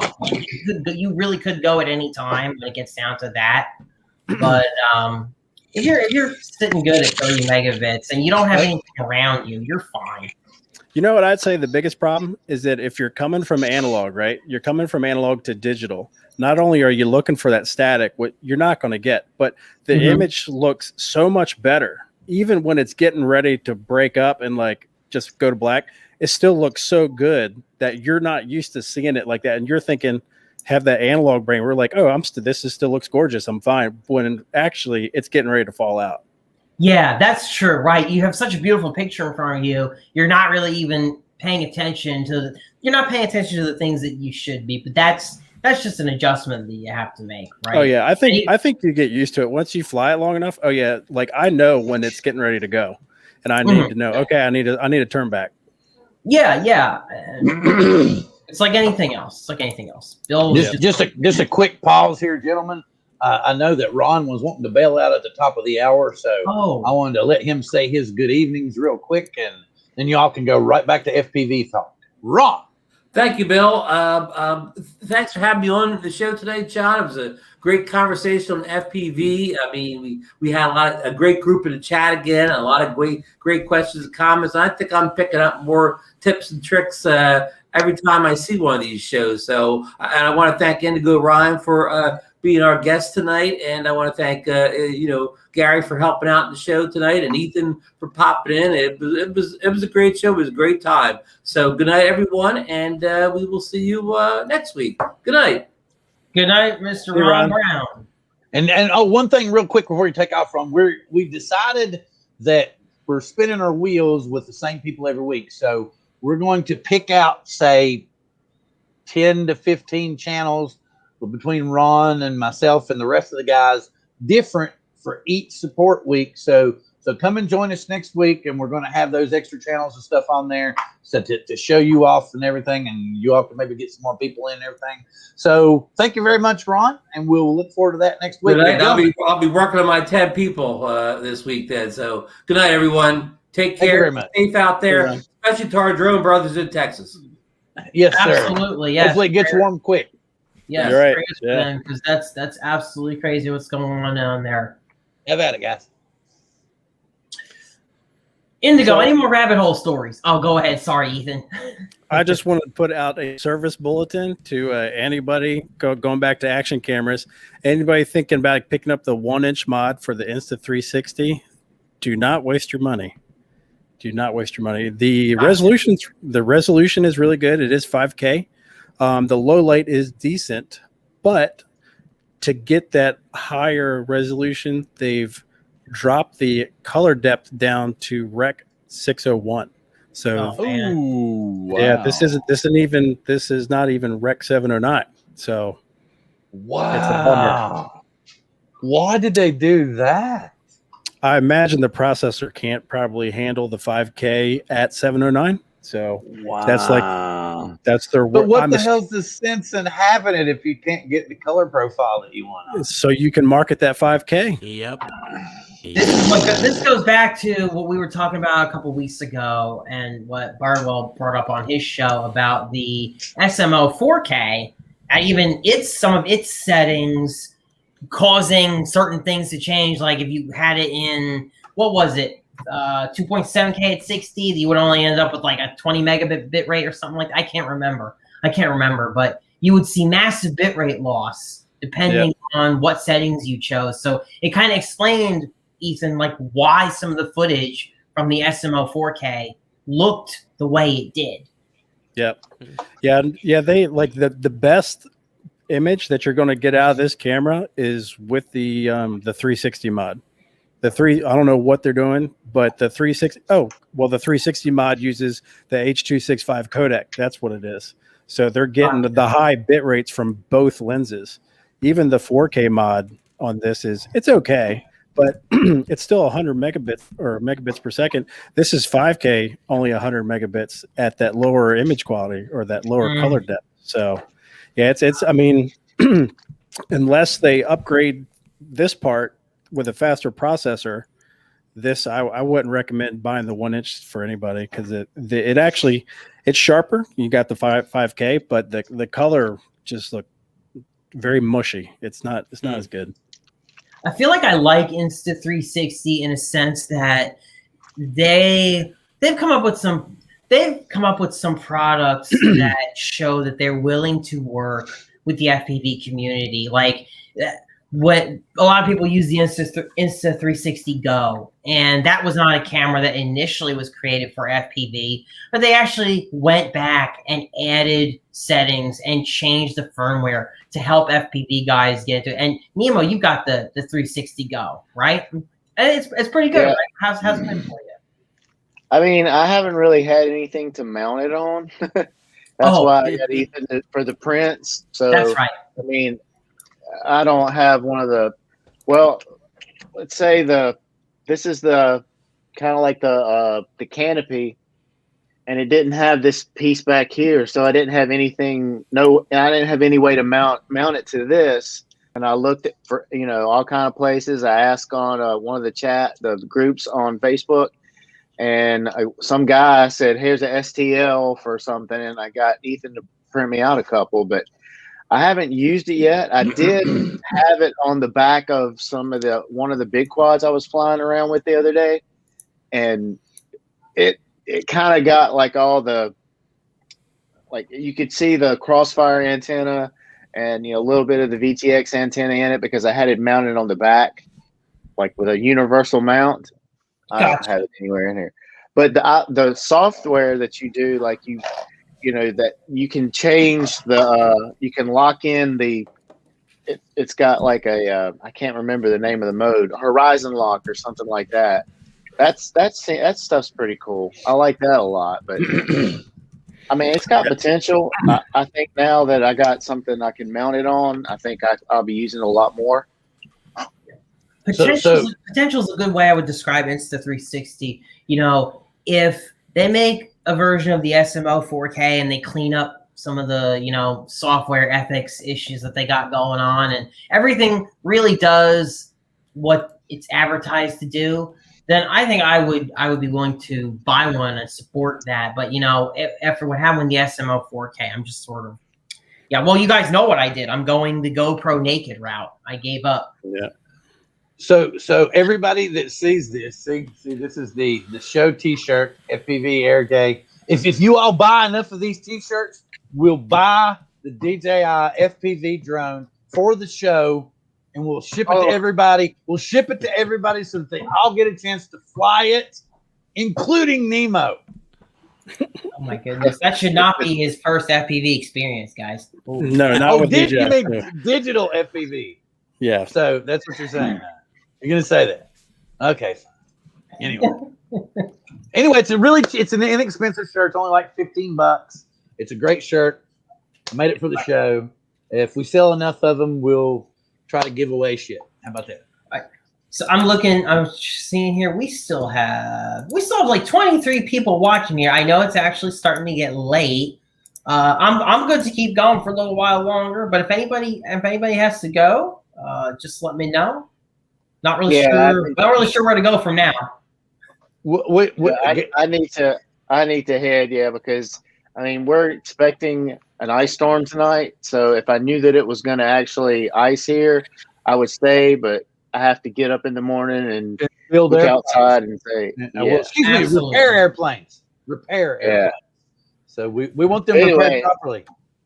Yeah, I had a good time tonight. It's always fun to talk. I mean, me, Ethan, and John are constantly talking about FPV stuff. We even got Bill to slap our wee slapped because we were just talking a lot about FPV.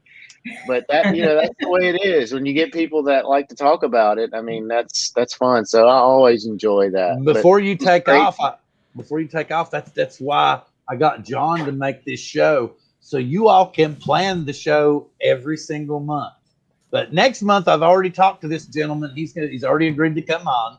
But Kelly Shores from Ready Set Drone will be on FPV ERRDAY next month to talk with John and everybody else that's here about FPV drones. So that's something to look forward to next month. But you all can plan whatever, I had fun playing in the background tonight. So you all plan the hell out of it, and I'll get to do that more often. So I could tell you were having fun. All right. So I will back out of the way and let you finish saying your good evenings, and John can take back over. All right. John, always good to talk, always good to, bounce ideas and go down rabbit holes. Ethan, same thing. It's just I could do this for hours. Ryan, I'm sure that you would get along great in one of our little chats because it's just constant, firmware, motors. I mean, everything. We talk about everything. John, just add him to that chat. Yeah. Absolutely. Yeah. I mean, that's all we do. It's all day. Actually, it's all day, ERRDAY. All day, ERRDAY. There you go. FPV ERRDAY once a month. Yeah. But anyway, it was good to see you guys. Take care, and I will see you on the next one. All right. See you, Jim. Man. You take care, Nemo. You take care. I figure we'll go for maybe 15, 20 more minutes here. So Indigo, the floor is open. Open. Something I want to say, Indigo does a lot of 3D printing just like Ethan. So you can ask him for input and everything too, because he was pointing out to you how you missed what Ethan was explaining to you earlier. Remember that? When he's talking about what you slipped and missed? Okay. It's all a rabbit hole, man. That's why I was saying, like at the beginning of the show, it's like a tree. It all just branches. Like 3D printing is a stem, but there's tuning and designing and programming and whatever else that comes with it. Like there's everything. Look at what we're doing right now. If it wasn't for FPV, I wouldn't be here. I wouldn't be broadcasting. I wouldn't have cameras all around this room. I wouldn't even have this freaking computer. It all stemmed from FPV. It's crazy, man. It's crazy. Mm-hmm. There's a lot that comes with it, Absolutely. It's a new adventure every day. It really is. It's a new adventure every day. It's never boring. It is such a constantly changing hobby, and what you knew what you knew even 2 or 3 months ago may have changed drastically. Absolutely. And how cool is it that we could pretty much go anywhere and announce that we're there and be like, who's here and who wants to fly, and you'll find somebody. That's pretty fantastic.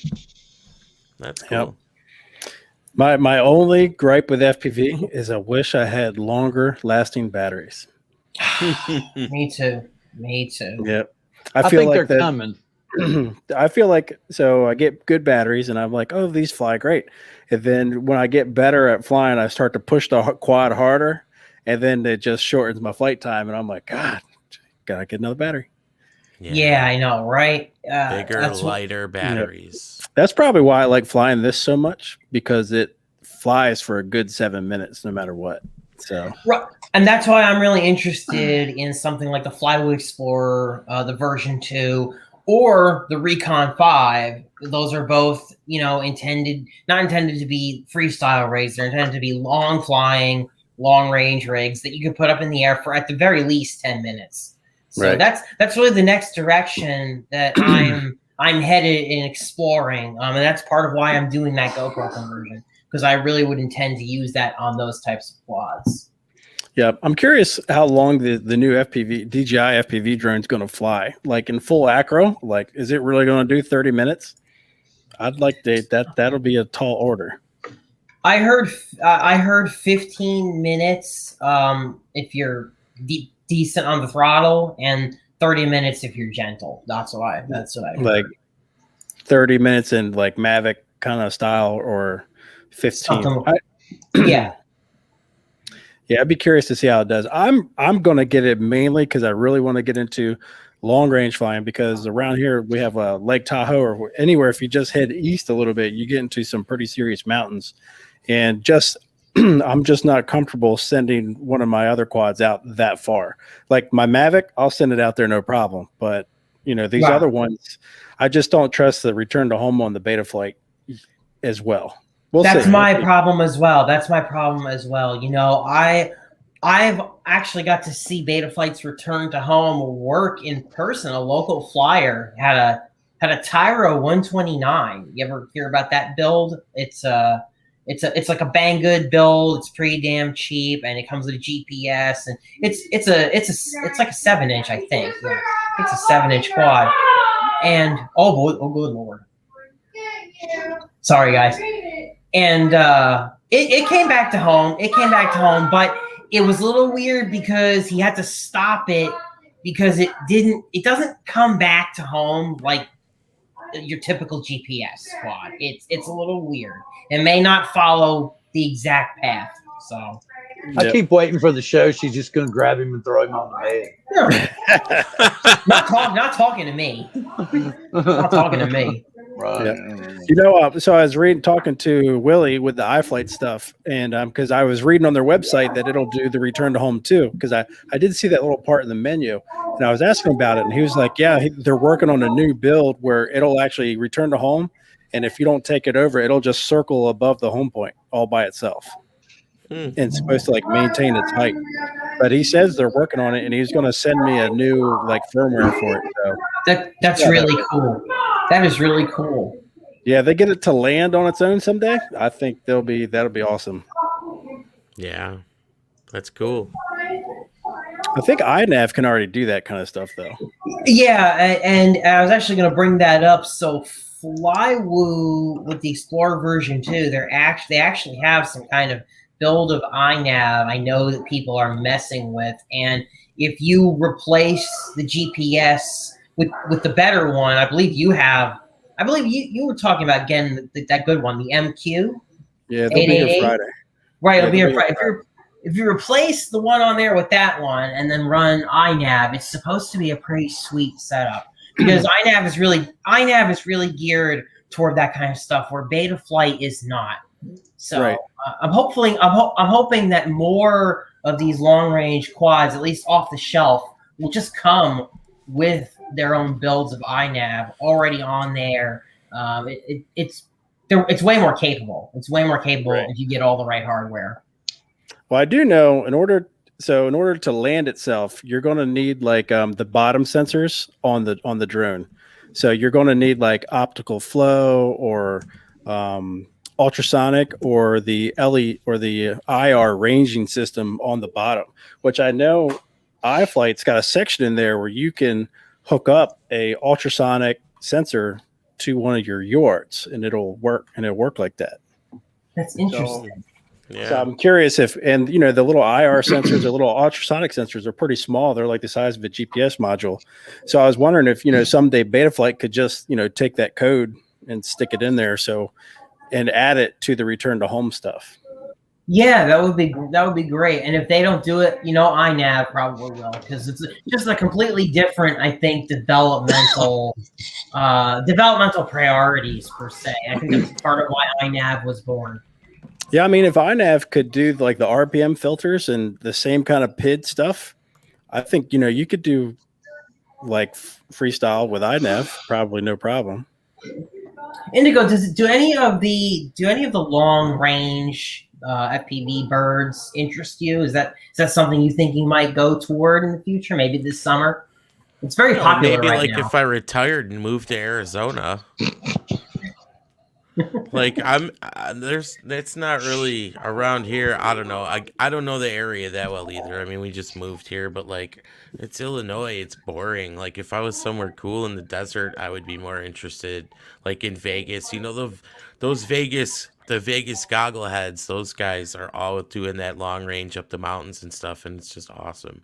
Yeah, We don't have that here. I mean, I could do like long range down a power line. Like that's. Yeah, I think it's just fun to be able to send it and go on those missions and see what you can do. I don't live near particularly amazing stuff either. I do have the river. I could send a drone like that up the river. That would be really, show some. You mean like what Benson does all the time? Yeah, like what Benson does. We had a guy named Benson on the show, and he lives in Bill's area, of Bill's neck of the woods, and they got mountains all over the place. And the little he built a long range rig and does some pretty amazing video with it. I still think it's fun to do it no matter what. It's a different experience flying FPV, I think, and it's one that I haven't gotten into. So I would like to try, even if I don't have the most interesting of stuff to capture. That's why I'm looking toward it. It's something different. It's something new. It's something different. Well, especially with with the DJI system, the quality is so good. You just want to fly, keep on going all over the place, and That's the other explore thing. around. And it's having that security, knowing that if you get into a situation where you don't know where you're at, or say you lose the video, you can throw the switch and know it's going to come back. That's a good peace of mind. Yeah, you just come home, right? And it's funny because I wanted to be able to use goggles with my Mavic Pro 1 for the longest time. I was never able to figure out a way to do it. There really just wasn't a way to do it without buying the DJI goggles, and I wasn't going to do that. And because the Mavic Pro 1 doesn't have video out. There's no way to get video out from that damn thing. Yeah. So I saw Night Trains talking about some 3D printing stuff in the chat. Ooh. And I just wanted to add my 2 cents about it. About if you're printing TPU, it definitely comes out better with a direct drive. I haven't got a direct drive for my new printer yet, but I'm still printing with a regular Bowden tube. But you can print TPU with Bowden tube fairly decent with a slight modification to your extruder, just so close the gap where it goes in to the Bowden tube from where it comes through your drive rollers in it, so it doesn't get all bunched up right there. And it will print pretty well. But my other Ender 3 back home that's got direct drive on it, but yeah, the TPU stuff comes out almost flawless. It's definitely much better quality. The 3D printing rabbit hole, man. I was just gonna say, God damn it, dude! Like, I don't have a direct drive on my Ender 3, but that's what I use to print TPU, and I could see going down that rabbit hole myself. Oh, yeah. I was always afraid the extra weight on the arm wouldn't be good, but apparently it's not enough to cause any issues. Well, unless if you're trying to print fast, like no. I can print TPU faster with this Bowden setup, just because it doesn't have the weight on it, but the quality is not as good, but it can be done faster. So it's that kind of like balance. Right. But yeah, you slow it down. Like I did put just a homemade direct drive on this one temporarily just to try it out, and it got a bunch of ringing in it just because I was trying to go too fast. But yeah, but for settings wise, really you can take the exact settings you're using for your Bowden and use them on the direct drive, and just take your retraction down to like 2 millimeters, 2 or 3, and that's really the only change you need to make. Nice. Yeah, it's pretty simple to you don't really have to change the settings much at all. I know that these guys, these guys are I'm working on it. There we go. These guys here are the ones that I'm going to go to if I ever get a 3D printer, because you guys just know everything, so that way I don't end up going down the rabbit hole and making the mistakes that you did. I can just get the easy path, hopefully. Yeah, I don't know if this comes across, but like this print was done on my Ender 3 back home with a direct drive, and it's like it's pretty much perfect. I mean, it looks great. But let me get the one I just printed out last night. But this one I printed out last night on this printer, and you can see all the little stringing gobs and stuff. Mm-hmm. I mean, you can clean those up. This looks fine. This looks fine to me. But just those little whoop-de-doos and whatnot that are in there just take some time to clean up. And that's stuff that with the direct drive that you can get rid of that stuff, which is nice. And make nice clean prints. Yeah, absolutely. Yeah, Makes sense. Yeah, clean ones that you don't have to clean up afterwards. There's no yeah, exactly. And you don't waste anything that way, because I'm sure that little bit that strings out there is waste. So that it's more pain in the ass to clean it up than it is I keep a little Dremel tool, like a cheap. It's not even a real one. It's a Harbor Freight, just to go in there and kind of take that stuff out. Yep, like a real easy thing. Like I don't know if all the stringing comes across in there. Yeah, you can see the stalactites and stalagmites. Right. So what I do, I go in there, snip them off with my end snippers, then I'll hit it with the hot air gun. And then if I got some goobs I'll take the soldering iron with the chisel. It's almost looks like a 45-degree knife on it. And I'll just go in there and melt them off. Take them off. But that's just a pain in the butt though. It sounds like you all can spend another whole show just on the aspects of 3D printing with FPV. Maybe we will do that in the future. Maybe that's another idea. There's so much to do with 3D printing. And I see Night Train's on fire about the printing. So he's been doing so much printing. You had to get Mike on one night. I mean, yeah, maybe we can have Night Train on. Hell yeah. I tell you what, I'm in. I think you're in the same chat, right, Indigo, with Night Train and all that? Yeah. And he's been printing up stuff. He's got all this stuff, and I've been seeing it, and it's pretty damn cool. Super cool. Yeah. It's magic. Oh yeah, I would tell you what, the coolest thing that I've ever got into is definitely. I mean, aside from FPV and drones, is definitely the 3D printer. Being able to design something out of my head and just print it out. It just I love that. That's exactly right. And that's what it is. You can take an idea and turn it into a physical object. I mean, that's crazy. That's crazy. Have you guys ever 3D printed any illegal things? No, don't answer that. No comment. Oh, there's some smiling going on here. I will say another thing that's right on the edge, on the horizon of 3D printing is that once you get into these exotic filaments and you get into modifying, because the Ender 3 is highly modifiable. You can make, you get into these more high temp filaments that are as strong as aluminum, as strong as steel, carbon fiber infused stuff. I mean, you're talking, you're getting into some real serious stuff. Some cool stuff. Yeah. Like the carbon fiber infused, polycarbonate. I mean, I think you could make a frame out of that stuff. So, I mean, then you can start designing your own frame parts and, all sorts of crazy stuff. Right. It's another rabbit hole to go down, honestly. So, I think we will. I think we will try to plan a 3D print, the 3D print side of FPV in the future. I think that would be an interesting show to have. Maybe we'll have Night Train come on, and you guys can all talk 3D printing. And I will sit here and learn. You can have up to 10 people on the panel. Yeah, here's a good example. This is a Sony RX-02. It's got a 1-inch sensor. It's got an anamorphic lens on it. You gonna put that on a drone? Already did. On the Yeah, see, this is the mount I designed for it. So it goes on there. I already flew it. It doesn't have good image stabilization. So, but that leads me into the other thing I was going to bring up. Of those of you that I'm sure a lot of people know about Real Steady Go.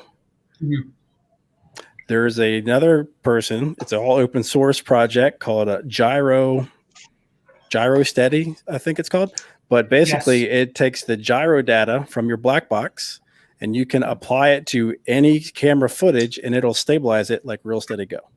I heard about that. Yeah, I heard about that, and that's really, really interesting. That's I mean, I haven't used it, don't know much more about it than just kind of heard it through the groups because I've been deep down the rabbit hole of the whole naked GoPro stuff. You know, Hero 6, Hero 8, real steady, hyper smooth. What do you do? You know, it's that is a whole crazy thing in and of itself. And I tell you what, nobody can agree sometimes like which route is necessarily the best to go. You get some people saying, get the Hero 6, it's cheap. Why get the Hero 8 or above when you can just put it through real steady? You get people like that, and then I'm like, well, yeah, but I wanted to just be able to stabilize it hyper smooth and not have to think about that. Oh, let me show you guys something really, really cool real quick. Hero 8, if you guys have a Hero 8, you got to see this. This is freaking cool. Let me see if I can share the screen real quick because we're gonna try to wind down after I share this. I think I'll let you guys share anything. Okay.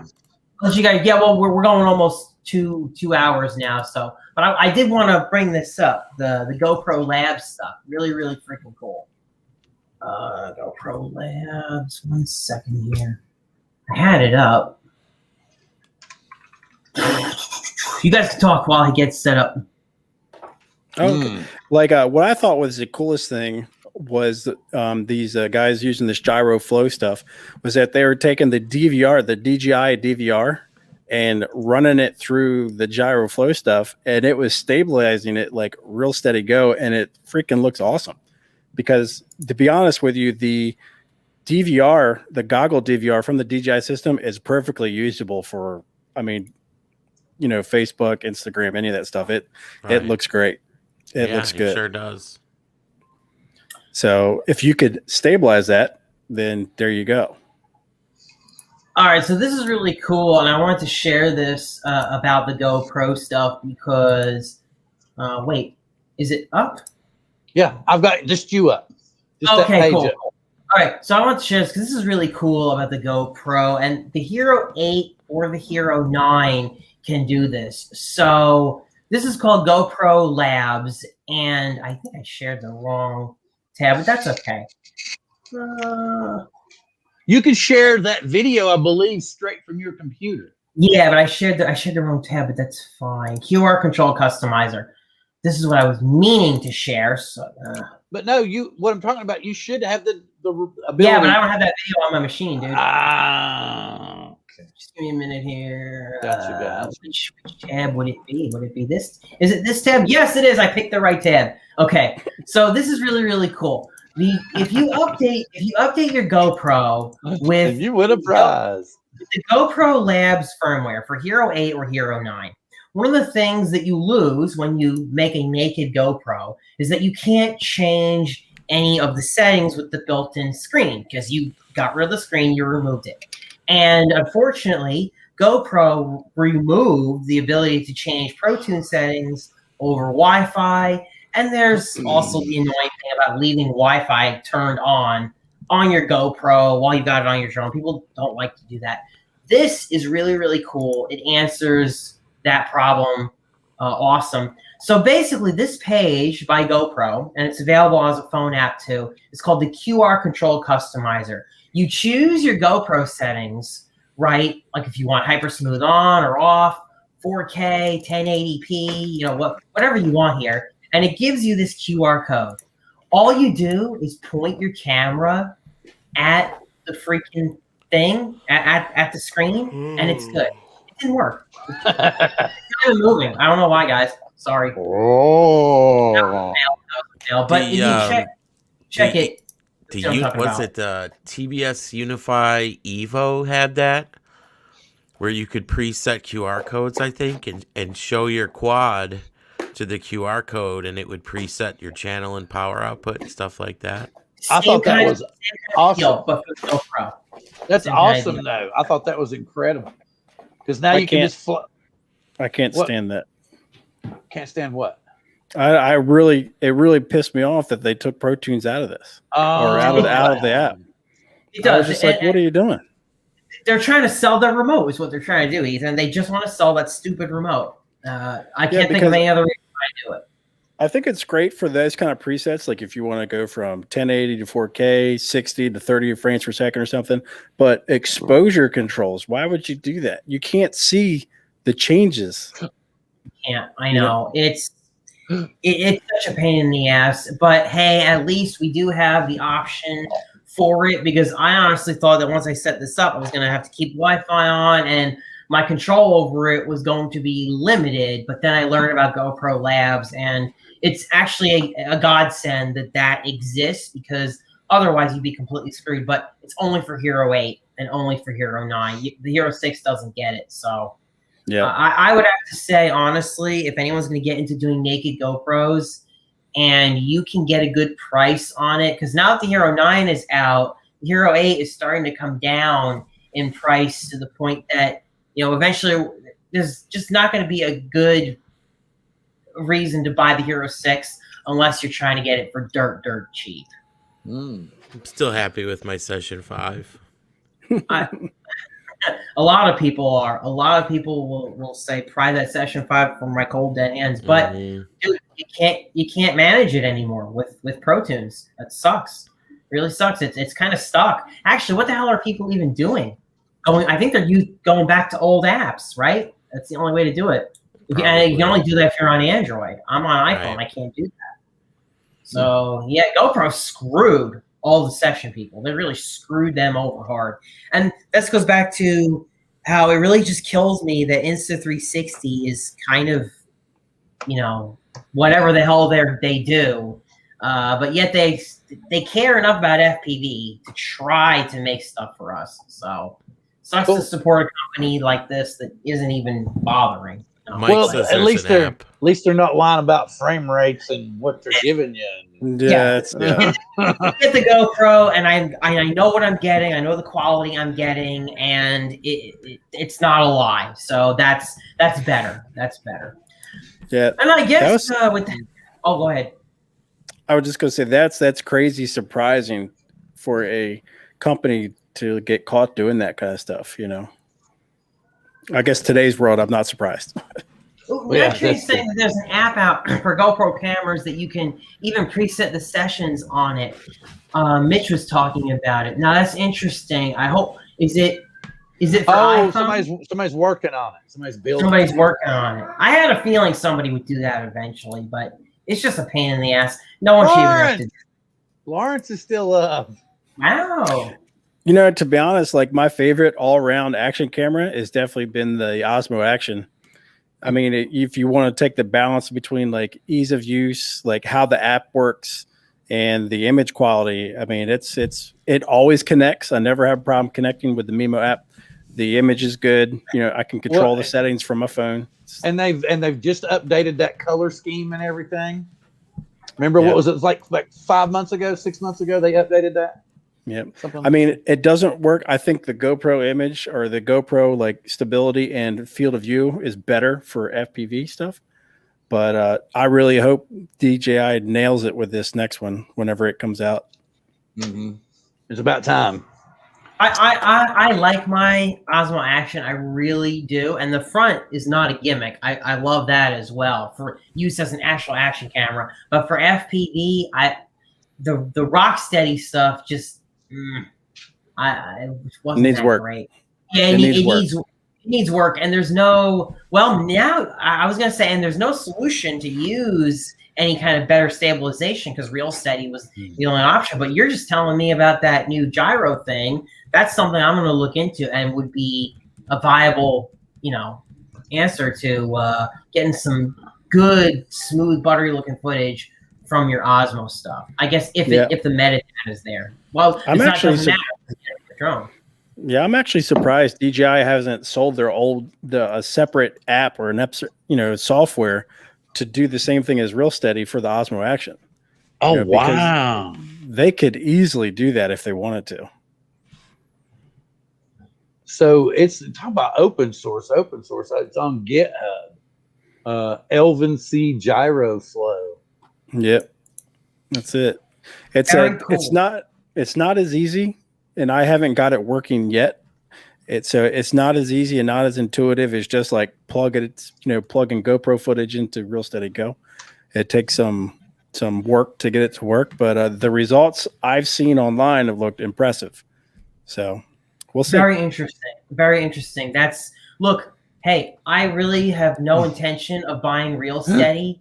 Like I was telling somebody in one of the groups today, they were asking me, like, they're going to be, why do you and so many other people avoid real steady? Why do you guys want to use Hypersmooth 2.0 and want to avoid resale? And it's just because I feel like what comes out of Hypersmooth 2.0 for what I'm going to do with it looks good enough. It looks good enough. I'm not making commercial productions, and I just don't want to deal with another app that I have to pay $100 for. And it's another step in the production process. I just want to be able to take the footage from the camera and upload it. And I'm just doing this for hobby, I told them. I'm not doing this for commercial work. If I was doing commercial work, sure, I'd buy real They steady. all had fur. But They all had fur. But hey, if I can do it for free with this GyroFlow program, that's a no-brainer. Maybe months down the line, as they refine the software, and if you figure it out, Ethan, that could literally be a whole. Here, I got a question for the 3D printer guys. Okay, someone never 3D printed in their life. Should they get the best printer, or is there an entry-level printer that would be best for them to learn on? Because I'm thinking Ender 3. So yeah, so you want to get a really good. You don't want to screw around. You want to get a decent printer right off the bat. The Ender 3 it's the best for the price that you're going to find. That's exactly right. Okay. Now people should know that you have to put the Ender 3 together. It does not come assembled. That's a big thing. I actually want to bring that up because a lot of people in the chat may not know that you actually have to put the thing together. It's pretty easy though. I mean, you does can it put one together does it come in like with 45 English? minutes. Does it come with English instructions or Chinese? Mine did. But there's also tons of YouTube videos that like walk you through it. So I mean, it's. I don't think it's that big of. So what are you talking about price wise? You could probably find one on. $100. Yeah, you can find one on like my V1 that I bought last year. Right around Christmas, I think it was like I don't know, Black Friday sale. I think I got it for like $150. Yeah. What about materials to print with? How much does that usually run? Well, that's another rabbit hole because if you find one that you like, and then next thing you know, you're like, I want this color, I want this color, I want this color, and then it gets a little crazy. But just like everything else. But I noticed you were talking about different like TPU versus. So what I'm talking about is there a different price as far as what materials you're using, depending upon what? Sure. Yeah. So when it comes to TPU, go with SaneSmart. That's what everybody uses. That's what works. If you go with other brands, you may have varying results. So, but SaneSmart is what. Good. Yep. Go with that. Now, as far as PLAs go, I don't know if you could go wrong with a PLA. I've got. I think AIO is what I've got a couple rolls of that. Got a couple rolls of the Amazon Basics PLA.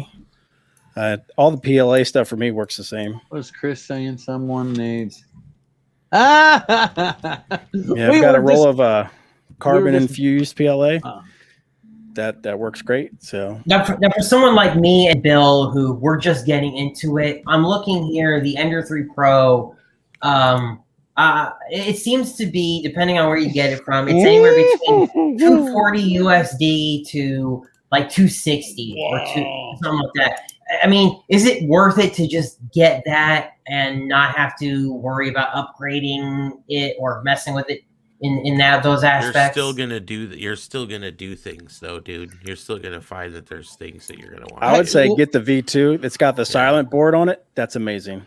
Okay, yeah, I'm looking at this one. It has the silent board, the Meanwhile power supply, the new color screen, and share and the resume after power out. Okay. Well, I tried last time and it didn't work. I mean, it all depends I could care less about the damn screen, to be honest with you. But the quiet board, that's amazing. I'd love that. Right. Yeah.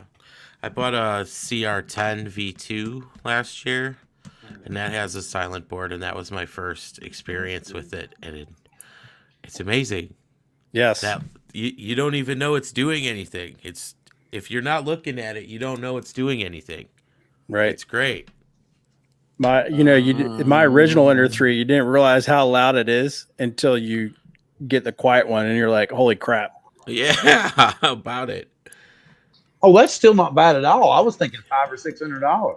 Now, I think if you buy like one of the what they call the Prusa minis or the Prusa brand, I mean, they get really great reviews. There's a lot of people that really like those too, but you're paying for that name. And they have a whole ecosystem designed around that printer where they have their own slicer, and so I can't speak on that. I'm sure those people that use that love it, and I'm sure it does work great. But you're paying for that. You're also going to pay extra for that kind of stuff too. Well, my wife is actually kind of interested in this stuff, so that's why I was thinking, that she would. I don't know what all she would want to make, but she seemed to be interested. She's like, "Why don't you want a 3D printer?" And I was like, "What?" Run with it, dude. Run with it. Just run with it. Exactly. Yeah, it never happens. Go halvesies on it. I would recommend, like, if you have the opportunity, I would say get the Ender 3 V2 right now. That's what I would go with. Like $200, like $300, and it's set up. Or well, not. I mean, I got to build it, but you got a nice printer for $300. Yeah. I mean, that's what I'm seeing. It's anywhere from like $240. We decide to get it from a place like Banggood or AliExpress, and then from another like a US vendor, say Pyrogen or something like that, it's like $265. I'm seeing Amazon is $280, $289. I think that's getting a little high for that. But then again, you're paying the Amazon price. You can return it if there's anything wrong with it and all that, and it's not going to literally. Bezos just went through a divorce. Oh, well, another rabbit hole to go down is the 3D printer firmware. The Ender 3, it's going to come with the board and the firmware on it it'll run straight out of the box. And say you want to get into color changing stuff, and say you want to get into other multi-drive or doing different stuff with your prints, the Ender 3 will be able to do that. Like I also have a Monoprice Select Mini. Yeah, I just got it when we first moved out here because it has a really small footprint. It only has like a 100 by 100 bed, and it prints fine too, but it won't allow for the color change commands and the G code, and there's a lot of stuff that you can't do with that. It looks great, form factor is great on it, but it won't do what the Ender 3. And to be honest with you, the print quality for TPU just wasn't as good as I would have liked it to be. I'm not buying it. Yes, I'm just seeing the price. I'm just seeing the price. Do it. Okay? Just do it. Order. Just do it. Order. Let's do it, man. Place order. Continue to pay. Look, you got PayPal Collect. Let's go. Yeah, you can do it. Payment pending. Go. Oh no! What the hell did I do? I just click it. Click it. Oh, come on, dude! You weren't much fun at parties, were you? I was actually trying to see what coupon code price I was going to get on it. I want to see. He left the can with backwash in it on the counter. Let me see. Coupons available. But once the good thing about 3D printing is once you got it dialed in, which if you follow the right steps, you'll get it dialed in quickly. Invalid code. You can set it and forget it. Credit. Good Lord. Oh, he stops the share, man. I'm trying to see what he's afraid we'll get him to click the button. No, John, it's the one to the left. Oh man, you bought it. Damn. All right. Well, I've had a good time here, guys. Me too. But we've been on for almost 2.5 hours. Cool. And I think we need to wind things up. Next week, we're going to have our Support Your Local Drone channel with the new format that we've come up with. I think it's better if we, because the whole point is to get newer channels involved, some smaller channels, some bigger channels, So if you all know of any channel that you're watching and say they've got 65, 70 subscribers, but you think they're putting out some good product, because I've already found a couple of channels myself. I'm not going to say who they are yet. But yes, please share them with myself, John, Ethan, or anybody else that you see on the panel. And I'm hoping, since Indigo's here tonight, it seems like he fits in really well. Maybe John will add him to the FPV crew and will make the show even more interesting when Kelly's here next month. Who knows? But with that being said, I'm going to throw it around the room and let everyone say their good evening, starting with none other than Mr. Ethan Mitchell. Well, it was great to see everybody again. I've been away for a while, but always great to be back. Chat with you guys. Always have a great time. It's always great to see everybody in the chat. And yes, we could definitely go down, have a whole nother show about 3D printing. It's just, it can go on and on and on. But it's all great stuff, fun stuff. But anyway, with that, I will throw it over to Ryan. Oh, me? I had a great time as usual. Thank you for the invitation. Yeah, I'm down to do it again. We can talk about this stuff all the time. So, and we do. So, I mean, thanks again for having me on the show, and I look forward to the next one. John. Thank you guys for coming down the rabbit hole with us tonight. Wow, what a show! What a show! I think we got a lot covered tonight. I hope you guys learned a lot. I know I did, and we are definitely gonna go like the other guys said. We're going down some more rabbit holes for sure with FPV. So stay tuned and keep a lookout. And with that being said, taking out the frame. There we go. We're gonna still say our good nights now. Well, yeah, it's good, and I'm glad to everybody. So, but be sure to join us next week. It's probably going to be me and Ron talking about some new channels. Everybody else is welcome, but sometimes we get to talking over top of each other when we're doing that. So sometimes they tend to take a week off. But if they're not, they'll be here next week with some of their own channels to show off for us. So please join us next week. And just to give don't you forget the Kelly show. Don't forget the Kelly FPV show next month. Yes, the next month's FPV show will be with none other than Kelly Shores. We'll be talking about FPV. And I'm going to give you all a little teaser of what's coming up for next week. It'll work. Come on.